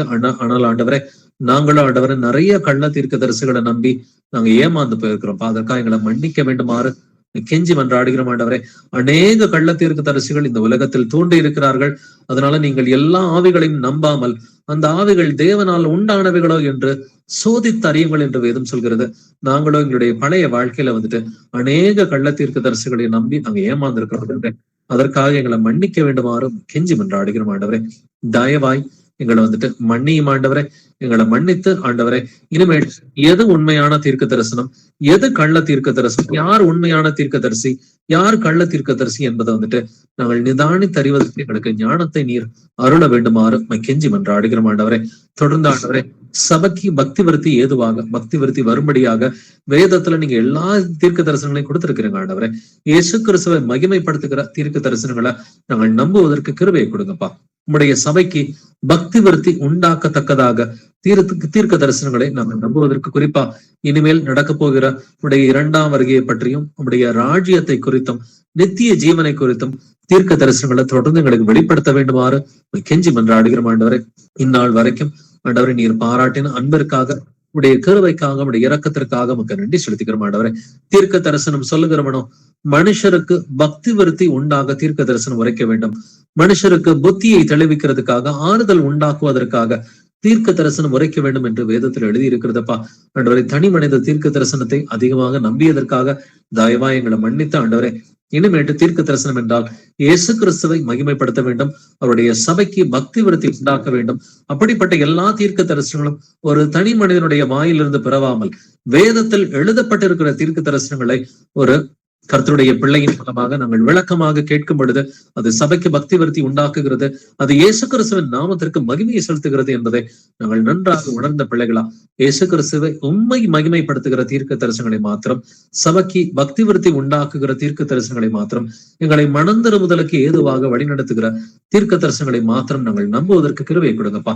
வேதத்தில் எழுதியிருக்கிற தீர்க்க தரிசனங்களை மாத்திரம் நாங்கள் நம்புவதற்கு எங்களுக்கு கிருபை கொடுங்கப்பா. வேதத்திற்கு புறம்பான தீர்க்க தரிசனங்களை நாங்கள் நம்பாமல் நீர் சபையாரை பாதுகாக்க வேண்டுமாறு கெஞ்சி மன்றாடுகிறேன். அந்த கிருபைக்காக நமக்கு நன்றி செலுத்துகிறேன் என்று வசனங்களை கேட்ட ஒவ்வொரு சகோதரனையும் ஒவ்வொரு சகோதரியும் கர்த்தராகிய இயேசு கிறிஸ்துவின் மகா பரிசுத்த நாமத்தினால் ஆசீர்வதிக்கிறேன். ஆண்டவரே, நாங்கள் கடைசியா வெயிட் பண்ற ஒரு தீர்க்க தரிசனம் உடைய 2ஆம் வருகைக்குரிய தீர்க்க தரிசனமா இருக்கிறதா ஆண்டவரே. உடைய 2ஆம் வருகையின் போது நாங்கள் எல்லோரும் பரிசுத்தம் உள்ளவர்களாய் மாறுவதற்கு எங்களுக்கு கிருபை கொடுங்கப்பா. நாங்கள் ஆண்டவரே பரிசுத்தவான்களாய் இருந்து உண்மை நாங்கள் தரிசிப்பதற்கு எங்களுக்கு கிருபை கொடுங்கப்பா. எங்களுடைய பாவங்களை மன்னிங்க. நாங்கள் ஆண்டவரே எங்களுடைய சிந்தனையிலும், எங்களுடைய ஒவ்வொரு பார்வையிலும், எங்களுடைய ஒவ்வொரு வார்த்தையிலும், எங்களுடைய ஒவ்வொரு செயல்பாட்டிலும் பரிசுத்தம் உள்ளவர்களாய் இருப்பதற்கு எங்களுக்கு கிருபையை கொடுங்கப்பா. துதிகன மகிமை எல்லாம் இயேசுவே ஒருவருக்கே உண்டாவதாக. இந்த ஜபங்களை என்னுடைய கர்த்தராகிய இயேசு கிறிஸ்துவின் மகா பரிசுத்த நாமத்தால் ஏறெடுக்கிறேன் ஜீவனுள்ள எங்கள் நல்ல பிதாவே, ஆமென், ஆமென். யாருக்கும் பிரேயர் ரிக்வெஸ்ட் அல்லது சாட்சிகள் இருந்தா ஷேர் சொல்லுங்க சிஸ்டர். Praise Lord. பிரதர், எனக்கு வந்து பல்லு வலி இருந்துச்சு. ஒரு பல்லு எடுக்க வேண்டியதா இருந்துச்சு 2. அது வந்து ஜபத்துல வச்சு நான் போனப்போ அது சுகர் வந்து ஜாஸ்தி இருக்கு அப்படின்னு சொல்லியிருந்தாங்க. ஆனா அன்னைக்கு செக்அப் பண்ணப்போ நார்மலா வந்துடுச்சு பிரதர். அதுக்கு ஏசப்பாக்கு நன்றி. ஒரு கொஞ்சம் வலியாச்சு, ஆனாலும் சீக்கிரமே ஹீலிங் ஆயிடுச்சு பிரதர். அதுக்காக ஏசப்பாக்கு நன்றி பிரதர். அப்படியே எங்க வீட்டுக்கார் வந்து நிறைய இது பனிஷ்மெண்ட் கூட போயிட்டே இருக்காங்க. ஆனாலும் இப்ப வந்து கொஞ்சம் கேக்குறாங்க, கடினத்தை வந்து ஏசப்பா ஒடிக்கிறாங்க மூலியமா. என்னவோ சிக்ஷித்து நிறைய விஷயங்கள் கத்து கொடுத்துன்னு இருக்கிறாங்க ஆவியானவர் பிரதர். அதுக்கு ஏசப்பாக்கு நன்றி. அப்புறம் வெளியே போனாலும் இப்போ சிஸ்டர் சொன்ன மாதிரி நிறைய பேர் பஸ்லயோ குடிக்கு போயிட்டு வரும்போதோ வெளியே போனாலே நிறைய பேர் இங்க கேத்தலிக்ஸ் அவங்க எல்லாம் கிடைக்கிறாங்க பிரதர். அவங்களுக்கெல்லாம் வந்து புக்ஸ் எல்லாம் கொடுத்துட்டு சுவிசேஷ சொல்றபடி ஏசப்பா என்னை வந்து வழி நடத்திட்டு இருக்கிறாங்க பிரதர். அப்படியே எங்க வீட்டுக்காரரும் எங்க பெரிய பொண்ணும் சீக்கிரமா வரணும் பிரதர். ஏசப்பாக்குள்ள வந்து எங்க வீட்டு ரட்சிக்குள்ள வரணும் பிரதர். அதுக்காக கொஞ்சம் ஜப்சிக்குங்க பிரதர். Okay sister. இயேசுவே ஆண்டவரே, சகோதரி ஜான்சிக்காக ஆண்டவரே உங்களுடைய குடும்பத்திற்காக மன்றாடுகிற ஆண்டவரே. ஆண்டவரே, உங்களுடைய பல்லு வழியிலிருந்து உங்களுக்கு விடுதலை கொடுத்தமைக்கு ஸ்தோத்திரிக்கிறேன், நமக்கு நன்றி செலுத்துகிறேன். தொடர்ந்து அவங்களுடைய கணவரும் அவங்களுடைய மகளும் வந்துட்டு சத்தியத்தை ஆண்டவரை உணர்ந்து கொள்வதற்கு கிருபை கொடுங்கப்பா. ஆண்டவரை, சத்தியத்தை உணர்ந்து கொண்டவர்களா, அவர்கள் சத்தியத்துல வந்துட்டு நல்ல புரிதல் உள்ளவர்களா வந்துட்டு இயேசு கிறிஸ்து ஒருவர் மாத்திரமே என்னுடைய மெய்யான தேவன், அவரை தவிர தேவன் இல்லை என்பதை உணர்ந்தவர்களா தங்களுடைய பாவங்களை அறிக்கையிட்டு மன்னிக்க வேண்டியவர்களை மன்னித்து விட்டு ஆண்டவரே இயேசு கிறிஸ்துவின் நாமத்தினால் ஞானஸ்நானம் பெற்று சீக்கிரமாக அவர்கள் வந்துட்டு சத்தியத்துக்குள் பிரவேசிக்கிறதுக்கு நீங்க கிருபையை கொடுங்க. அதற்காக அவர்களை இயேசு கிறிஸ்துவின் நாமத்தினால் ஆசீர்வதிக்க எனக்கு தேவையான வந்துட்டு கிருபைய ஆண்டவரை சகோதரிக்கு கொடுங்கப்பா. கணவருக்கும் தன்னுடைய மகளுக்கும் சாட்சியாய் நடக்கக்கூடிய கிருபைய நீர் சகோதரிக்கு அருள வேண்டுமாறும் கெஞ்சி மன்றாடுகிற ஆண்டவரை. சத்தியத்திலே நிலை நிற்கக்கூடிய கிருபை பாராட்ட வேண்டுமாறும் கெஞ்சி மன்றாடுகிறேன். குடும்பம் முழுவதும் ஆண்டவரை 2ஆம் வருகைக்கு முன்னாடி இவர்கள் ரட்சிப்பின் பாதையை நடக்கக்கூடிய கிருபையை கொடுங்கப்பா. துதிகன மகிமை எல்லாம் இயேசுவே ஒருவருக்கே உண்டாவதாக. இந்த ஜெபங்களினுடைய கர்த்தராகிய இயேசு கிறிஸ்துவின் மகா பரிசுத்த நாமத்தினால் ஏறெடுக்கிறேன் ஜீவனுள்ள எங்கள் நல்ல பிதாவே. ஆமென். Brother sister praise Lord. பேசுறாங்க பிரதர். சிஸ்டர் சொல்லுங்க. பக்கத்துல வந்து ஒரு தம்பிக்கு வந்து 25-26 வயசு இருக்கும் பிரதர். ஓகே. அந்த தம்பிக்கு வந்து ரொம்ப தண்ணி அடிச்சு உடம்பு சரியில்லா போயிடுச்சு அவனுக்கு. இன்னும் வந்து கல்யாணம் ஆகாத தம்பி தான். அப்புறம் வந்து மதியானம் தம்பி நானும் வந்து இந்த சுவிசேஷம் அறிவிச்சேன் தம்பிக்காக. இப்ப அவனுக்கு வந்து பிரேயர் பண்ணணும் பிரதர். அந்த தம்பிக்கு அவன் குடும்பம் வந்து ரட்சிக்கப்படணும்ட்டு பிரேயர் பண்ணுங்க பிரதர். அந்த நீங்க சுவிசேஷம் அறிவிச்சீங்க இல்லைங்களா? கேக்குறாருங்களா அவரு? கேட்டாங்க பிரதர். கேட்டான் பதில் எல்லாமும் பதில் சொன்னாங்க. சரிங்க சரி. ஆனா மனம் திரும்பினாதான் ஆண்டவர் விடுதலை கொடுப்பாரு. விடுதலை கிடையாது. அதனால தண்ணி அடிக்கிறது, பொறுப்பு இல்லாம நடக்கிறது இதெல்லாம் தப்புன்னு சொல்லி ஆண்டவர்கிட்ட போய் இந்த பாவங்கள் எல்லாத்தையும் ஒரு அறிக்கை பண்ணா ஆண்டவர் விடுதலை கொடுப்பாரு. எல்லாம் பண்ணாங்க பிரதர். சரிங்க ஜெபிக்கலாம். இயேசுவே ஆண்டவர் அப்பா தந்தையே போற்றி புகழ்ந்து வாழ்த்தி வணங்கி ஆராதிக்கிறேன் நன்றி செலுத்துகிறேன். ஆண்டவரே எங்கள் கர்த்தராகிய இயேசுவே நீர் நல்லவர், வல்லவர், பரிசுத்தர், தூயவர், நீர் இரக்கமுள்ளவர், நீர் சாந்தமுள்ளவர், நீர் நீதி உள்ளவர். துதியும் கனமும் மகிமையும் வல்லமையும் என்றென்றும் உடையதே. இயேசுப்பா ஆண்டவரே சகோதரி அகஸ்டின் மேரி சொன்ன அந்த சகோதரனுக்காக மன்றாடுகிற ஆண்டவரே. ஆண்டவரே அந்த சகோதரன் வந்துட்டு ஆண்டவரே நிறைய ட்ரிங்க்ஸ் சாப்பிட்டு தன்னுடைய தேவனுடைய ஆலயமாகிய தன்னுடைய சரீரத்தை அவர் கெடுத்துக்கிட்டாருப்பா. அதற்காக அந்த சகோதரனை மன்னிங்க. அந்த சகோதரன் மனம் திரும்புறது கிருபையை கொடுங்க. ரட்சிப்பின் பாதையில நடக்கக்கூடிய கிருபையை கொடுங்கப்பா. மனம் திரும்பி தன்னுடைய எல்லா பாவங்களையும் அறிக்கை செய்து விட்டு தன்னுடைய எல்லா பாவங்களையும் விட்டு விட்ட மகனாக ஆண்டவரே இயேசு கிறிஸ்துவின் நாமத்தினால் ஞானஸ்நானம் பெறுவதற்கு கிருபையை கொடுங்க.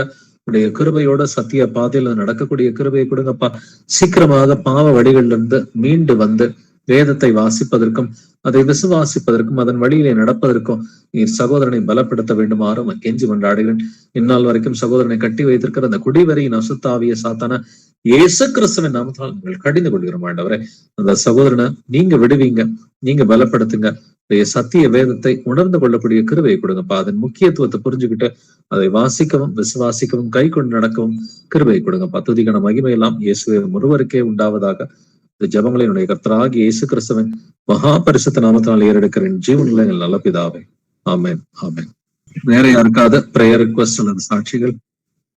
ஓகே, இதுக்கு மேல எதுவும் பிரேயர் ரிக்வெஸ்ட்னா இதோட பைபிள் ஸ்டடியை நிறைவு செஞ்சுக்கலாம். Thank you brothers and sisters.